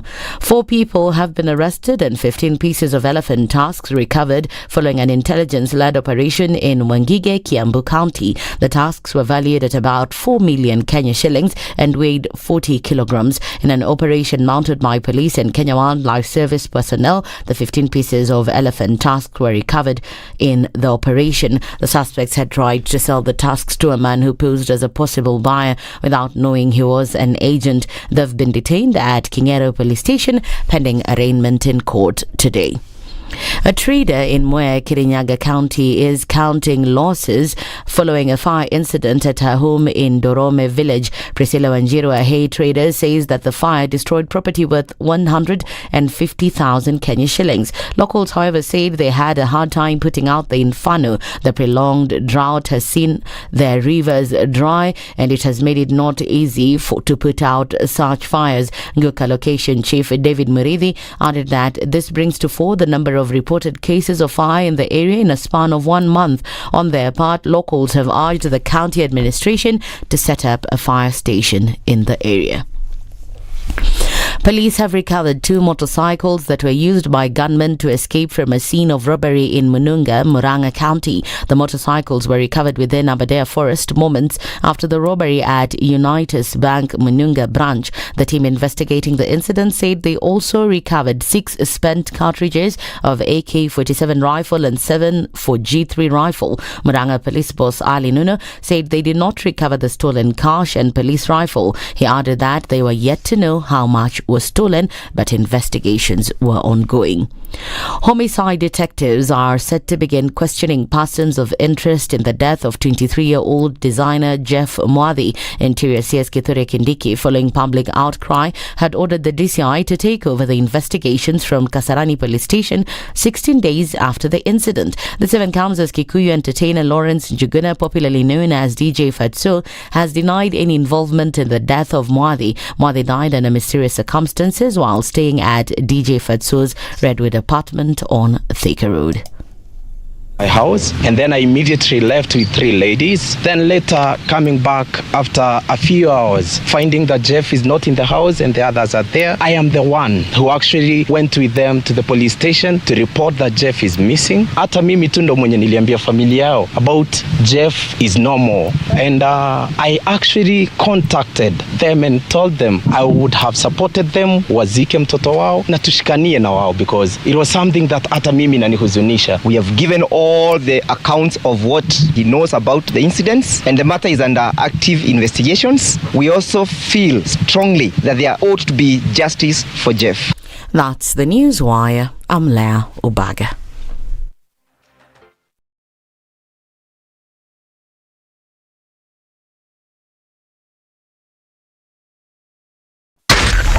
.4 Spice FM, Nairobi.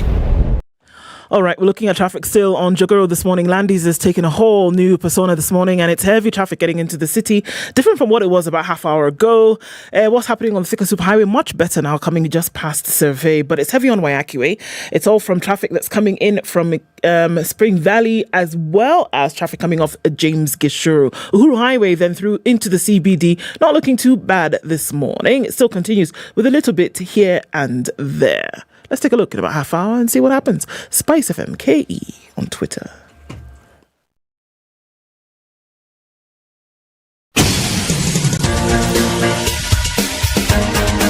This is the Situation Room, the home of hard-hitting political commentary and penetrating insights about the state of the nation. This is a talk radio experience like no other. The Situation Room, a place for hard truths, debates, and elevated conversations. The Situation Room, witty, political, engaging, deep, controversial. In the room, we have C.T. Muga, researcher, academic, seasoned political observer, a fountain of wisdom in these politically uncertain times. Ndu Oko, Nigerian by birth, Kenyan by choice, communications expert, Pan-Africanist, a truth seeker and believer in people power, and Eric Latin, agent provocateur, the man in the chair, seasoned journalist, news hound, a man who believes in punching up, not down. This is the Situation Room, the only way to start your day. Good morning and welcome to the final hour of the Situation Room today. It's Kenya's biggest conversation. We've been here since 6 a.m. We're here until 10 a.m. You can catch up with our conversations if you miss out, in any bit of the conversation. You can actually go back to Facebook and YouTube, and you'll see what we discussed earlier. All the conversations are available. So just go to Facebook or to YouTube and search for Spice FM Kenya. If you search for that, you will see the conversations. You will see the live stream of this show. So there are very many people who actually tell us that they watch the show later. So because in the morning you caught up in traffic, you had an early meeting, you got to work early, you needed to wake up late, or this and the other, or you're not inside the country, so you're following the conversation from another part of the world. Catch up wherever you want, whenever you want to catch the conversation on YouTube and Facebook, Spice FM KE. So in the next hour, we want to talk about taking advantage of the evolving retail landscape in the country, and just to understand the retail landscape in Kenya and how it's doing.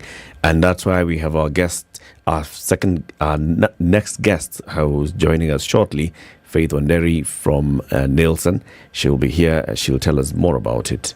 When you talk about our retail landscape, it's been a while. We keep seeing the retail chains in the country and how they operate. We have very many actually big names of retailers who are actually chains, right? Not just a single shop that comes in and goes, but a shop that is more than just a shop. We talk about some that have come, that have collapsed, others that have come in place, others that have come from outside the country that come in and they don't do well, they go out. The point is, there's not just a single large supermarket or retail chain. No. There are several. There are many that, come, they start, they go. Others come, start and go. And take it off and take over. Yes. The baton is handed over to the next, and we continue in that manner. Yeah. Indeed. So it happens all the time that, you have one, you have another, you have one, you have another. So joining us for the conversation is Faith Wanderi, who is the MD East and West Africa for Nielsen. And we all know Nielsen is a data collecting company, but she'll tell us more about it and exactly what they do as we have that conversation. And we'll welcome her with the day's proverb. Faith, good morning. Good morning. Good to have you on the show. Welcome to Kenya's biggest conversation. Oh, thank you. That is the hot seat of the Situation Room. Make yourself comfortable. Thank you. It's a bit high? No. It's fine. Don't go too low. Keep yourself at a comfortable level. You'll tell us shortly about what you do at Nielsen and what it's all about, but you hear the day's proverb. The day's proverb comes from a book. The previous one, we had a Somali proverb which you cannot repeat, right? You can't even remember how it was. No.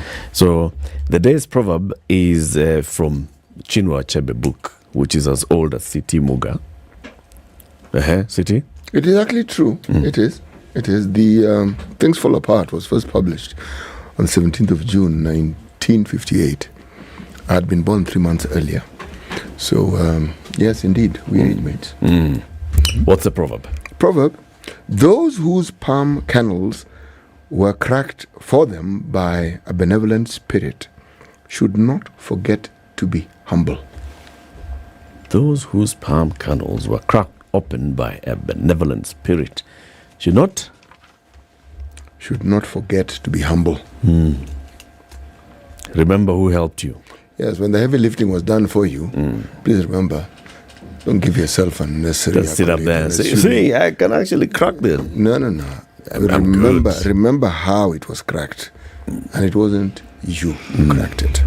Yes. Why did you pick this one? I picked it because Ndu explained it well. Ndu, explain it again. Nut, difficulties. So you have a palm fruit, which is the little fruits, right? It's little orange Distinguish it from a coconut. So that palm fruit, that size. Coconut, a little bigger. Liken that to someone's head. Wait, palm fruit is what size? Palm fruit is this size. That's like a lime. A little smaller than a lime. Smaller than a lime. Right? Fleshy fruit, you pound it out, you get your oil on one side, you get your soup, whatever, on the other side, right? So what remains is the hard nut that kids, we would often then go and try to crack and eat the little seed that was inside. Because, actually come to think of it, it was a tasteless thing. But anyway, it was fun because you got to bang out the thing and eat it. But it's very, very hard. And as a child, you're either going to knock off your fingers or lose a nail. So you would need an adult to help you, or somebody stronger, to crack the nut. So somebody who cracks it for you was revered in your eyes. So that would make a lot of sense. It's very hard to crack that palm nut after the flesh and whatever had been removed. So it's like the macadamia fruit. Actually, it is, in terms of the strength size of the nut. And how you crack that. How hard the nut is. Okay. So one who cracks it for you basically has done you justice. Some huge favor. Yeah. And always remember to be humble. Yes. Come with humility. Don't come there bragging at I'm the one who did and this. taking credit for something you didn't actually do on your own. Yes. Okay. Faith, how do you relate to that proverb? I think I agree in terms of the point of being humble. In terms of from a personal point of view and even from an organization point of view in terms of what you do and the services that you render. But I also believe that you cannot do something alone. You need people, you need systems, you need support in order to get to the next level. You can win alone, but you can also, fail. Fail alone. Alone. Yeah. But more often you're going to fail alone. Definitely. If you're with others, you're likely to win. Yeah. Okay.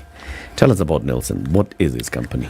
So Nielsen, in Sub-Saharan Africa or in Africa, we're an information services company. What do? We give you data from the retail space, which is the different channels that we all visit on a monthly basis to shop, your groceries, your supermarkets, as well as we also give you the consumer side of the business in terms of the habits, the changing shopping habits that we experience.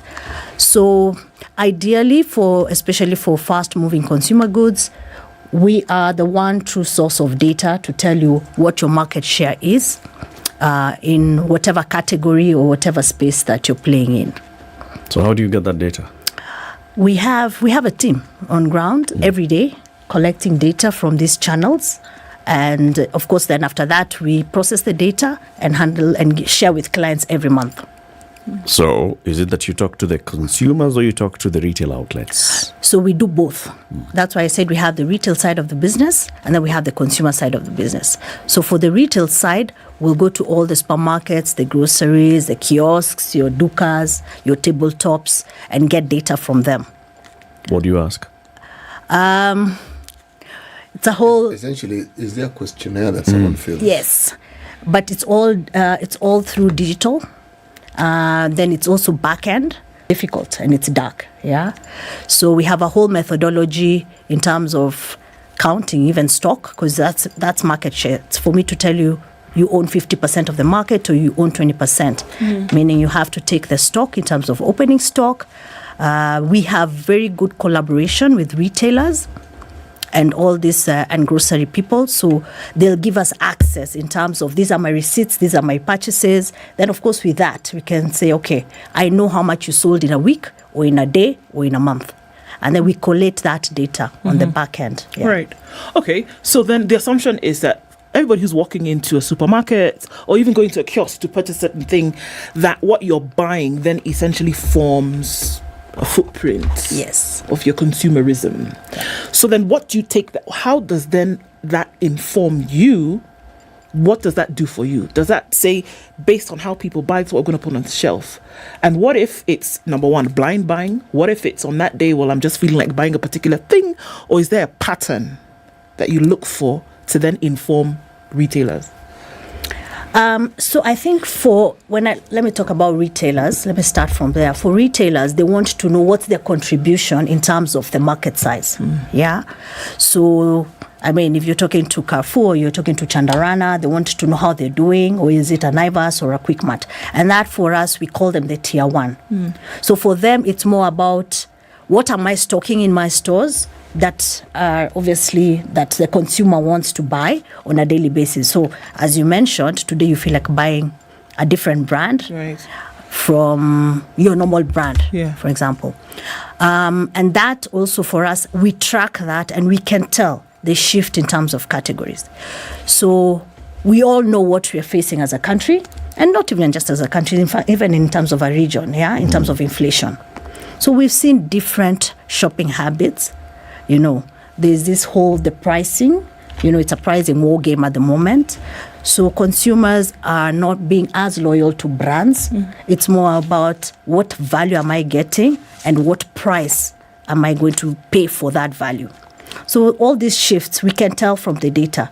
It's different data points that obviously will inform. For example, if you walked to me and told me, okay, I have this small business, it's an SME business, I don't know what to stock, or I don't know what categories I should keep within my supermarket, and then I want to open this small shop in Umoja. So for us, we'll know, okay, what's your consumer segment around that area? What would they most likely want to buy and what brands? And we can inform you, in terms of... in terms of the investment. When you work, so let's work with the tier ones, okay? Yeah. These tier ones have invested heavily in their outlets. Yes. They've invested heavily in their distribution network, in their entire supply chain. I also assume that they've invested heavily in data collection by themselves without Nielsen coming in. So when Nielsen comes in, what value is it that you sell to them? So then they give you access to their own data, which, of course, for them, that data is their weapon.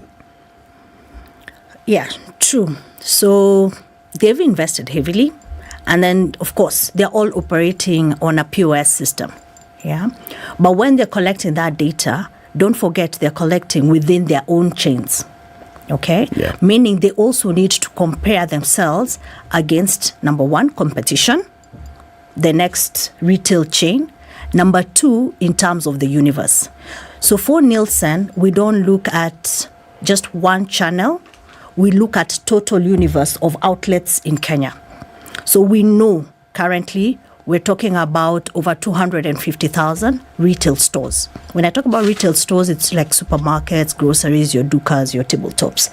What is permanently placed that we can go and count, yeah? And we can tell the evolution, okay, for example, right now we are growing at 3%, yeah?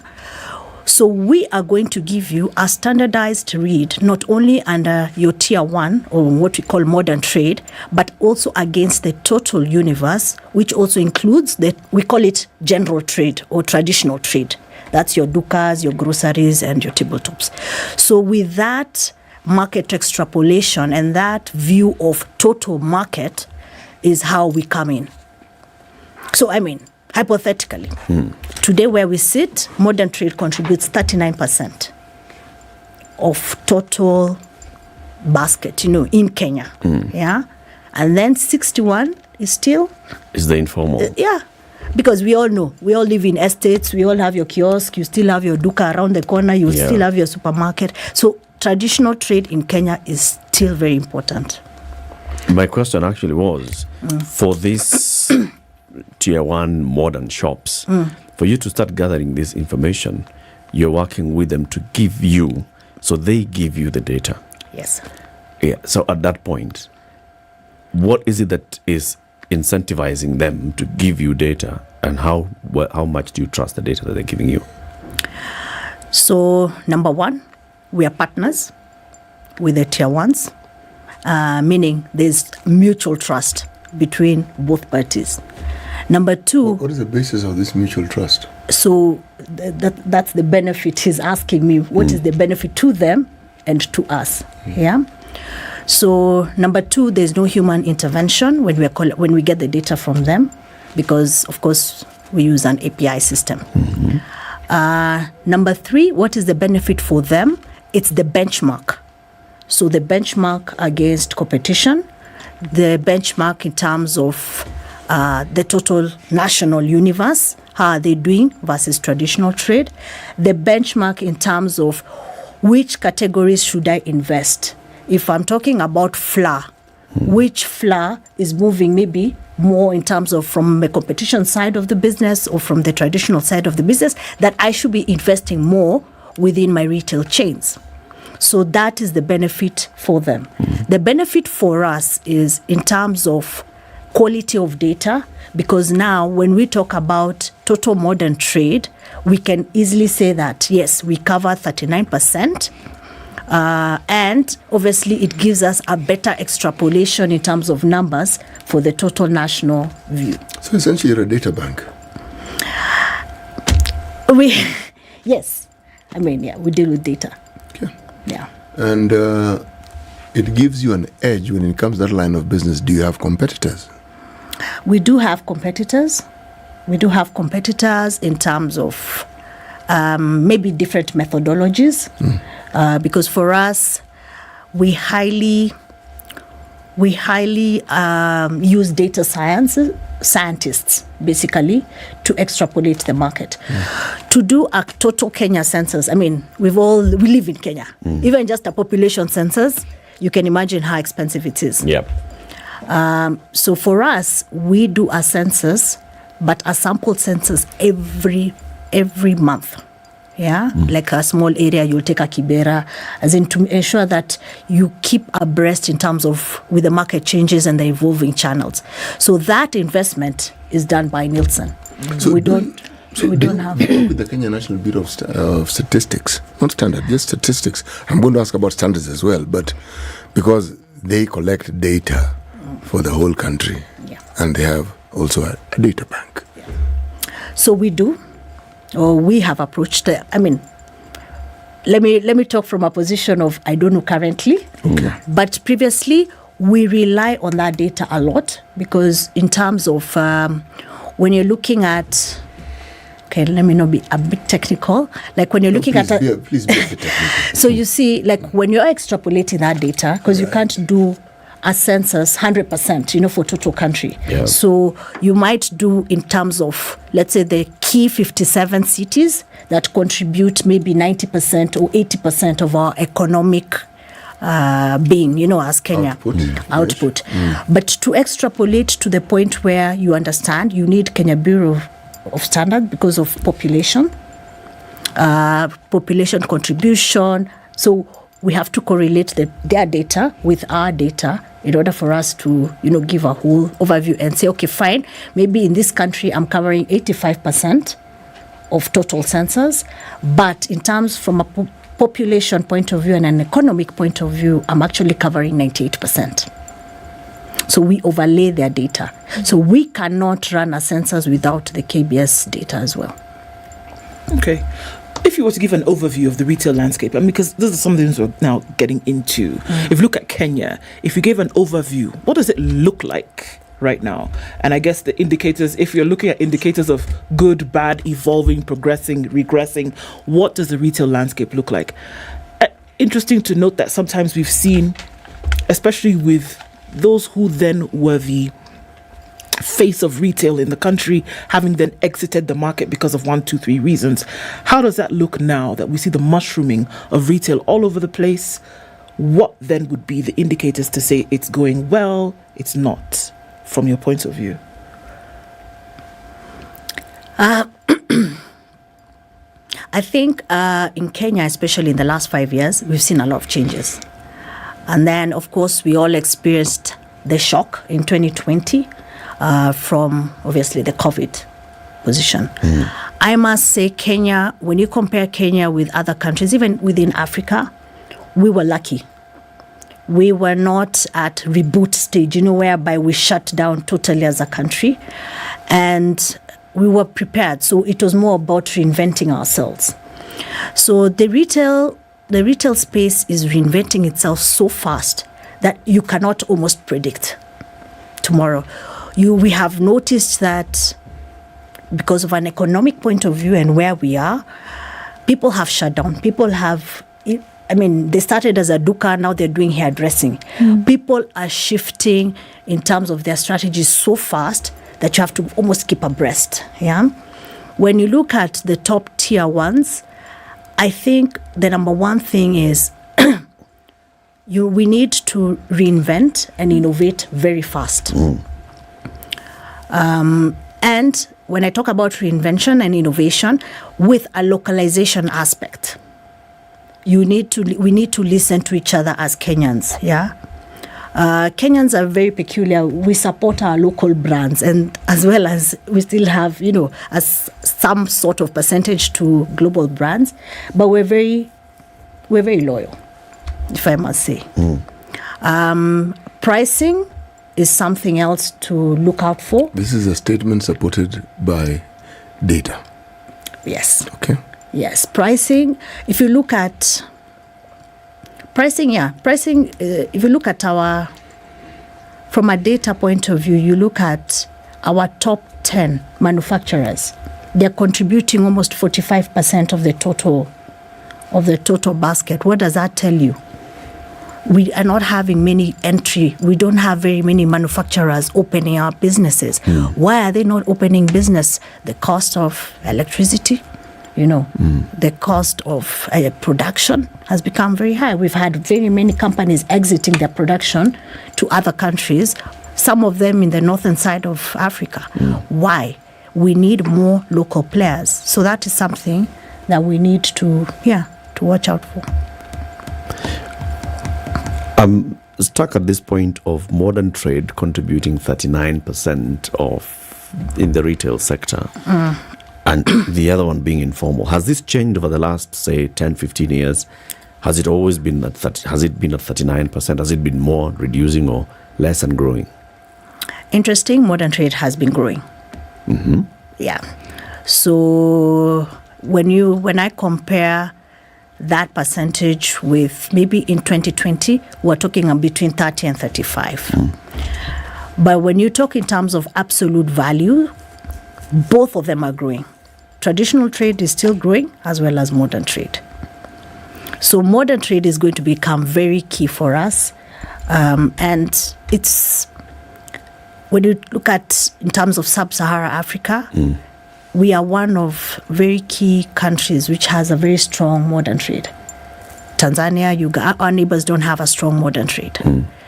Meaning, even from our consumer purchasing power and our ability and infrastructure and supporting business, it means that there's still opportunity there. What's contributing to this growth? I think it's also, I mean, as we know, our country is very key when you look at in terms of East Africa. We have unique consumer purchasing and consumer habits. We are, when you look at, in comparison to other countries, I can't name.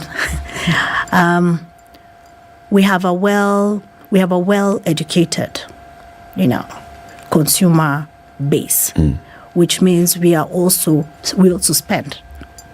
Yeah. And I think that is what is informing the entries of, we've seen Quick Match come and grow. You're talking about Naivas, which is like our number one, tier one with 91 outlets. For that kind of investment, it means that there is opportunity. Okay. So this exposed consumer is looking to shop in a certain environment. Yeah. Because I'd assume, the same exposed consumer could be buying the same things that they're buying in a local kiosk. But they seem to be going now into a bigger, brighter area, branded outlets. Yeah. But when we talk about the shopping instances of a consumer, you're talking between an average of 10 to 15. Meaning we are I'll do my monthly shopping, for example, in a supermarket. Yep. I will go to my kiosk for still milk and bread. I'll still go to my veggies for my veggie shop for something totally different. I'll still go to the duka in case something is missing within that month. Yeah. So when we talk about shopping instances, that's why they are both relevant, both traditional trade and modern trade.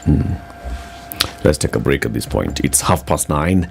Kenya's biggest conversation. Faith Wanderi is the managing director for East and West Africa at Nielsen. She's here telling us about retail trade in the country, and especially what Kenyans can do to take advantage of the evolving retail landscape. We've been talking about flying better, flying Emirates. Why, Ndu? Up in the sky, luxury that you can't meet on the ground, taking you from point A to point B as though you were in sky paradise. So we're looking at flying better with Emirates, having an opportunity to get where you're going from point A to point B, and you can actually take a nap, actually have a sleep for the duration of your flight, like you were in your bed, wake up refreshed, looking at the Airbus where you have an opportunity to be on the upper deck, on the lower deck, have a drink with friends while flying. Doesn't get better than that, does it? No, it doesn't. Fly better with Emirates. Can it really get any better than that, Faith? No. That's it. 28 to 10. We'll be back shortly. This is the Situation Room, the only way to start your day.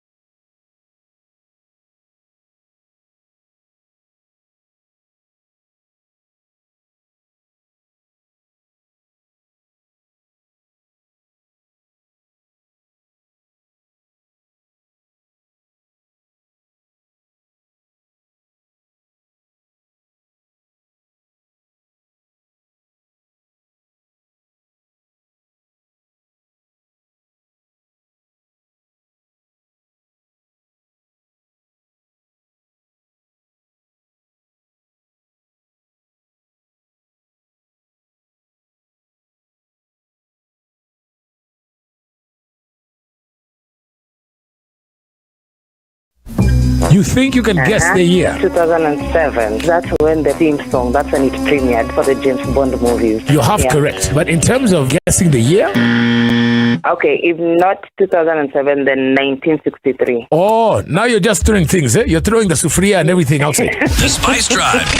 Big hair and the biggest hits from the best decade. Looking at partly sunny conditions at 20 in Nairobi, we'll see highs of 29, and 29 will be the high in Nakuru, where it's sunny at 20. It's 18 and and mostly sunny in Nyeri, going to highs of 27, and 27 will also be the high in a sunny Eldoret at 18. It's partly sunny at 28 in Mombasa. It'll go to highs of 32, and we'll see highs of 31 in a sunny Malindi at 29. It's 23 and sunny in Kisumu, highs of 29, and we'll see highs of 29 as well in Kakamega, where it's sunny at 22. At 20, Kampala is sunny, highs of 26, and Dar es Salaam is mostly sunny at 29, going to highs of 32.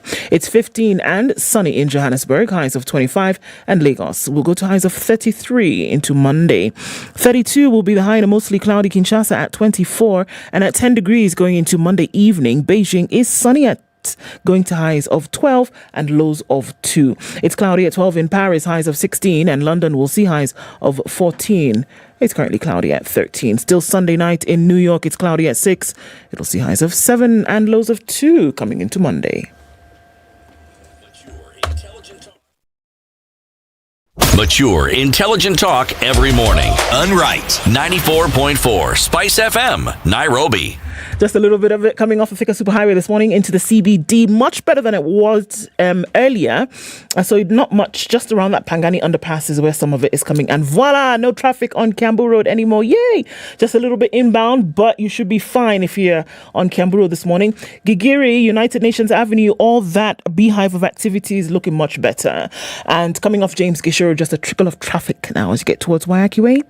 A little bit on Uhuru Highway, just past the Nyeri Stadium roundabout, out from the junctions of Bunyala and such. Mombasa Road not seeing traffic in a minute, and Jogo Road will see dwindling levels of traffic as you go towards 10. Traffic hour will be over by then. Let's talk through the morning on Spice FM KE on Twitter.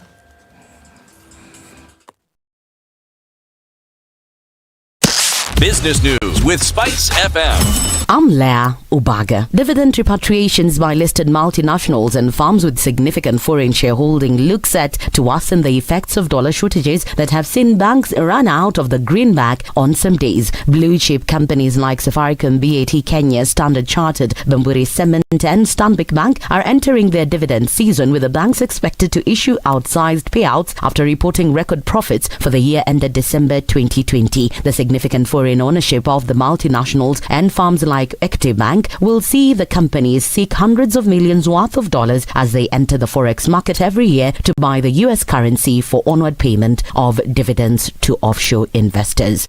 The World Bank Group has enhanced Kenya's loan kitty by 32.3 billion shillings, bringing the expected disbursement from its development policy operations facility to 129 billion shillings. The extra disbursement is expected to provide additional resources to Kenya, which will in part plug the budget deficit in the 2022-2023 fiscal year to June. At the end of last year, Treasury Cabinet Secretary Njuguna Ndung'u expected the facility, which at the time had 96.8 billion shillings, as the commitment amount to help bolster Kenya's access to cheap financing in line with the new administration's goal of tapping mostly from concessional funding sources in external financing. Centum is looking for a quality assurance officer with a diploma in food science with a minimum of 3 years of experience in a similar work environment. Suitable candidates are required to send their CVs and cover letter by 19th March 2023. Visit jobs.digger.co.ke for more information on this and other jobs. Digger Jobs, your credible and trusted jobs partner. Spice FM Business.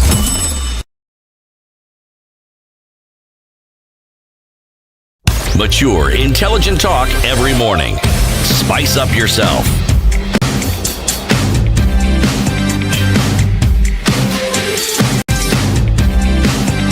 Mornings done right. 94.4 Spice FM, Nairobi. Banderi, MD, East and West Africa at Nielsen. City. Nielsen. Tell us a little bit about Nielsen. Who is he? Yes. Who are his relatives? Who's the relative? Yeah, I Who's know. this Nielsen guy? So it was started by AC Nielsen. Origins, US based, from America. Right now we're present in over 85 countries. In Africa, in Africa. So when we look at, in Africa, we are present at least, or operating in at least 20 countries. Yeah. That's huge. How long has it been in Africa again? In Africa, it depends on the different offices when they were opened, but at least on average, more than 20 years. And it's all about data. It's all about understanding markets, various segments of markets. In, like you said, in East and West, you focus a lot more on the retail side, on business, right? Understanding the consumer. So you've told us how you get to gather information from the retail players. How do you get information from Ndu and I? How do you know, for example, Ndu's consumer habits? What she tends to buy or what she likes to buy? So depending on, it's more of customized research, because obviously you have to get the brief from a person who is interested in understanding a particular segment or a particular age group, or female or male. So with that, we draw up a methodology specific for that, and we go into the market and ask the various people in terms of their opinion. Would you like shopping? And we have had different instances. Some will ask the questions, during exit of a shopping center. Yeah. Others, we have a panel who actually say, you can always call me if you need, to get my view or my opinion on ABCD. I mean, all of us have been called by a bank, asking, how do you like our services? I know you're laughing here. Is this the right time? No. When can I call back? Yes. Tomorrow. What time? I'll tell you. But you find that consumers actually will respond. So there's always the 20% risk of 20% will not agree for an interview. So it means if you needed 100 people, you need to buffer up and recruit 150 so that you can get your 100. Yeah, you can get your 100. How do you categorize the consumer? In terms of, you've said different consumer categories. You want to understand, is it by their income? Is it by how much they buy? Is it by the size of their basket? Is it by how they look, how they dress? Okay. So previously in Kenya, we used to use the ABC classification model to basically segment consumers. What is that? It's basically me asking you, do you have a car? Do you have a fridge at home? Do you have a TV? What gadget? Do you have a phone? And then it was basically in terms of, and also how much do you earn, either from a salary point of view or business. So it's essentially a socio-economic survey. Yes, so it was socio-economic. But then we moved from that. So we are currently using the lifestyle measurement. So lifestyle is different because today you could be earning, and Kenyans are very peculiar. Very peculiar, very bright people. I mean, you could be earning 20K, but your lifestyle. Exactly. Exactly. So you'll be earning 20K, but where you live, maybe you've been housed by, whoever you're working for. For example. Yes. For example. Yeah. By your company. Yes, by your company. Sure. Then you've opened a kiosk, which is giving you revenue. Yep. Then you're doing some farming, in your rural areas. So you find that person is earning 20,000. I can't classify them. So their formal salary is 20,000. But they have multiple income streams. Multiple income streams. And also, with this day and age, you don't know also where they're getting the money from. Yes. You cannot classify the income streams. Exactly. Understood. True. So we have to measure them using their lifestyle. Okay. So there's a whole scale of 1 to 17, but similar questions and So which one is currently the lifestyle? So which one is equivalent to the previous A? What LSM number? LSM 15 to 17. So the higher ones, Yeah. the higher number represent the higher lifestyle. Yes. And the lower numbers represent the lower lifestyle. Yeah. Okay. What is it that categorizes the middle lifestyle?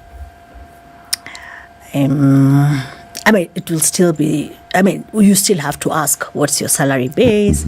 Or do you have, how many TVs do you have? How many cars do you have? You find the middle class mostly they always have a family car to be between 1 and 2. It also determines where do you live. It's still similar, but it's about the same on the lifestyle. And then it's tweaked a little bit. Does it also go with the places that they live? So the part of, if you are talking about Nairobi, where they live would also contribute to their LSM position. But it can also differ, because... Explain that. So, for example, I mean, just talking from my view, let me use, I don't know what, should I use a real example? Yes. So, for example, you'll find like Kibera, in terms of the way we've positioned it from a country point of view, it's on the lower end, right? Yeah.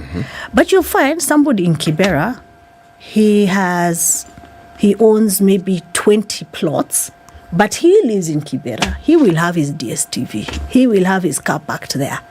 Are you saying that we should also classify him as lower end? No. Exactly. That's why we're saying the lifestyle now starts playing a role in this. Yeah. So what does this classification then purpose for? What then, after getting all this information, lower end, higher end, your income, your lifestyle, your income streams, what does then all of this inform? What do you use this information for? You see, for most manufacturers, they want to know where to target their goods and services as well. Right. And for them, once they understand, let's say, I want to start by Nairobi, but where in Nairobi? Yeah. Because sometimes it's economies of efficiency. Right. You want to put in your money whereby you can get your highest return on investment. I see. So is that why, sorry, even before you complete that. Yeah. So I went to a particular store branch and I saw this fascinating thing. I saw, and I did it specifically, I saw this butter which is infused with herbs and wonderful stuff. It just looks like it's glistening in the thing. In another branch of the same chain. Thank you very much. You won't even find, I can't believe it's not butter. You won't even find anything close to butter. You will find maybe something close to plastic. Same chain. Is that why that is done? Yeah, because you see, you have to look at where are you opening your branch? Who are living around there? What is the consumer behavior? What do they want to buy? What are they most likely to buy? But you've just said that you cannot classify that based on where somebody lives. No. So why would you do that? No. So what I was saying, and that's why we're talking about, instead of just looking at the money, the socioeconomic point of view, you also have to look at the lifestyle. Right, okay. And even with the lifestyle, you're still segmenting those shoppers, Okay. So you will not... It's like putting a Fendi in somewhere here, hoping that people will come and buy. Okay, you know what I mean. I'm trying to give an example. But Fendi. Oh wow! No. Point proven. Right there. So you get me, and that's why. Imagine if they stored that butter and what you're saying with all this infused, it will rot. They will lose money. What's the likelihood of the people in this area actually going for this kind of product? Right. So, but this has also got to, one, you look at the likelihood, the possibilities. Yes. But then you also have to listen to the consumer. Yeah. And what the consumer would likely come and ask for. Yeah. Are there, from your experience, are there chains that have actually opened a shop somewhere and thought that this is what this consumer segment would be, and then that consumer segment went and completely shocked them by asking for different things? I must say, in terms of, especially for like the tier ones, they use a lot of data before they open the shops. We also work with them. We can also, and that's what I was saying, the benchmark. And you find that they're very agile and they can really move fast in terms of the consumer goods. And if you think about it, if you go to these branches, especially when they're newly opened, they have all these people on the aisles, and it just happens that you'll say, I can't find my X brand. The person will have noted and come back 2 weeks later. Most likely, you'll find that category. So they use a lot of data. I've not seen an instance where they've actually failed. There's a trend I have observed, where some business enterprises actually offer this very process of shopping for you online in Kenya. Yes. Where you're supposed to call this, give a list, blah blah blah. Now, if I look at international outlets such as this one, online outlets, they take it even further. If you browse and look for certain things, after a while they start informing you of other things. Yes, they tell you, perhaps, would you like this? Would you like the other? Or they guide you and lead you now. Or they say people who've bought this item have also bought this. Yes. Conditioning your mind anyway. Yes. Now, that particular way, where data is clearly being used, you seem to have shown an interest in camping gear. So now they give you a whole array of camping gear you didn't even know existed, okay, and other things to do with it. They even tell you sort of vehicles that are good for camping. Are we at a point where your organization also has a foothold in this particular arena? And how do you interact? I'm going to use this word, which I've never used before, but I like it. Interface. Extrapolate. Yes. Yes.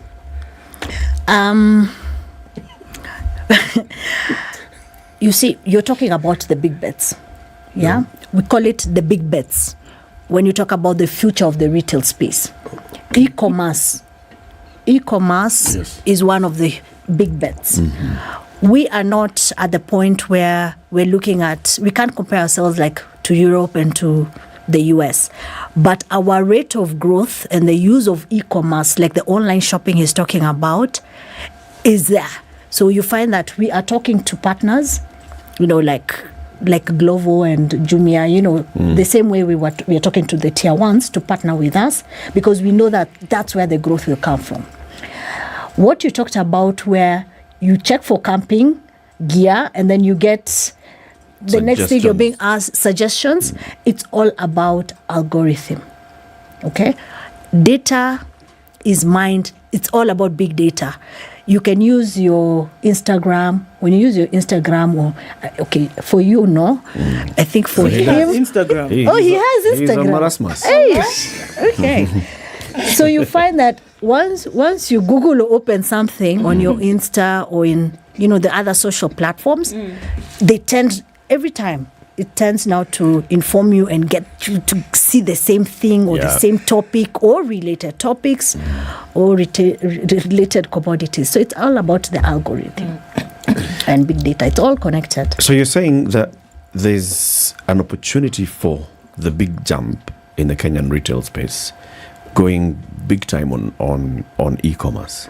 Now, I know some of these brands, we can actually mention them. The Tusk CEO, Kimani, has been here and he's told us, they're thinking in that direction and they're looking at Naivas. I know, I was waiting.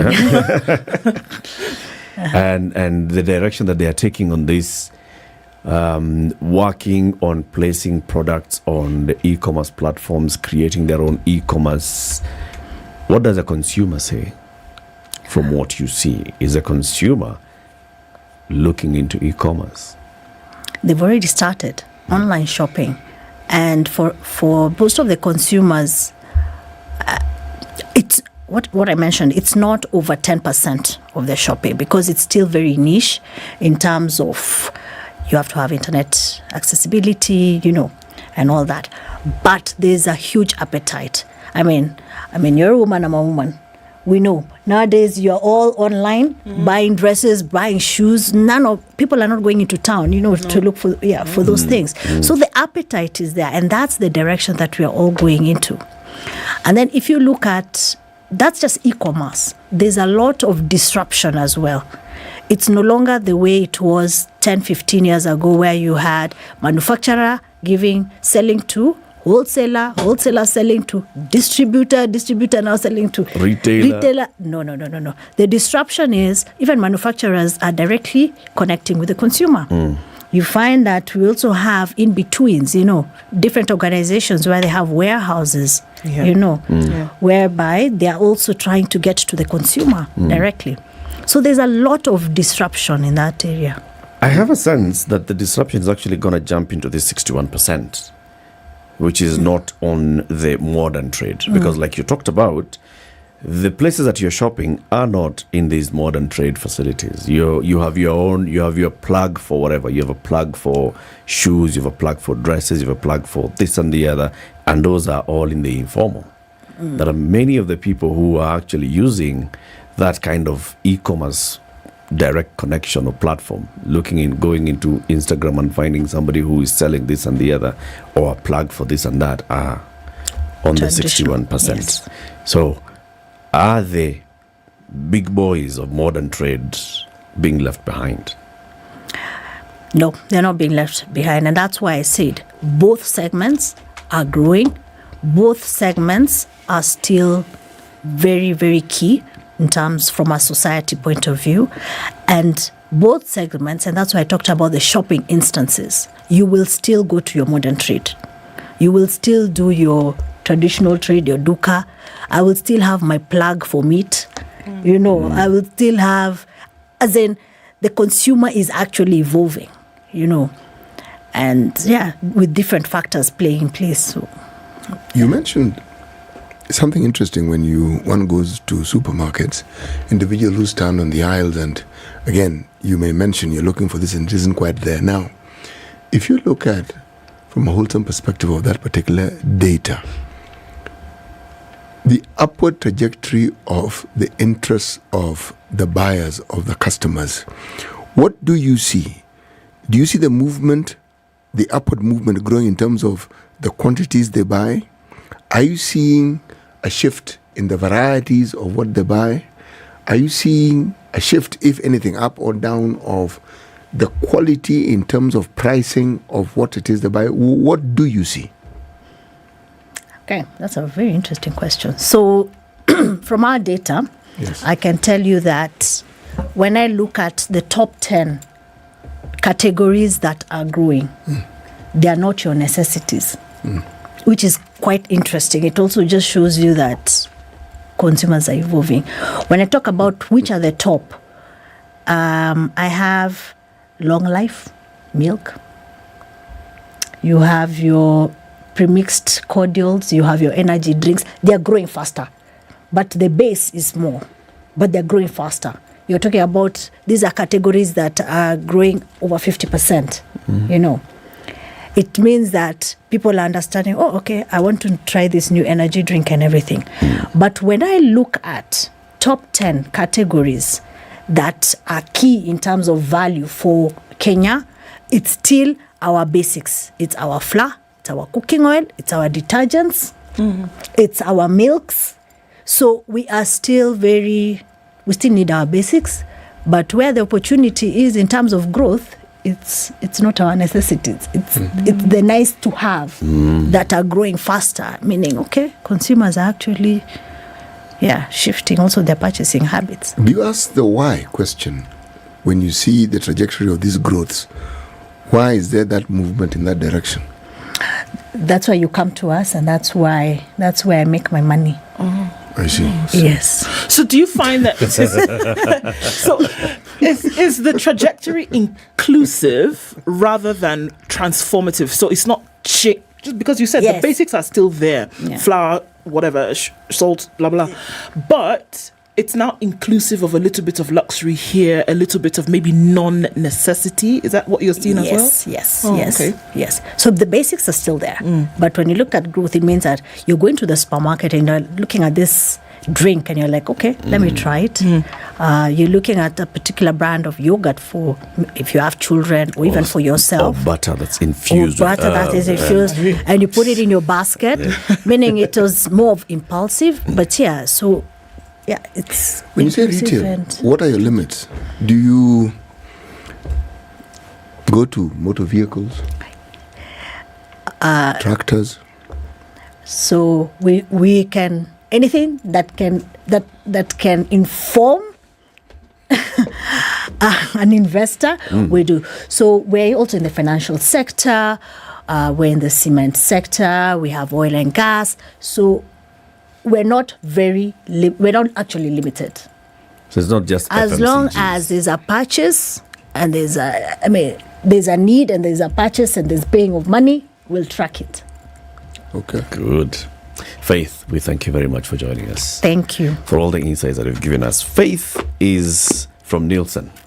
She's the MD for East and West Africa for Nielsen. She'll be telling us about the evolving retail landscape in the country And yes, that's some good information that we've had there. Keep it here for more entertainment coming your way. Some good music from now until 11 a.m. And then from 11, you got Sugar and Spice. And this DJ Absolute and Yolanda. And then thereafter, Edward Quach comes with Spice Drive later on. Have a lovely day. It's 10 a.m. Thank you.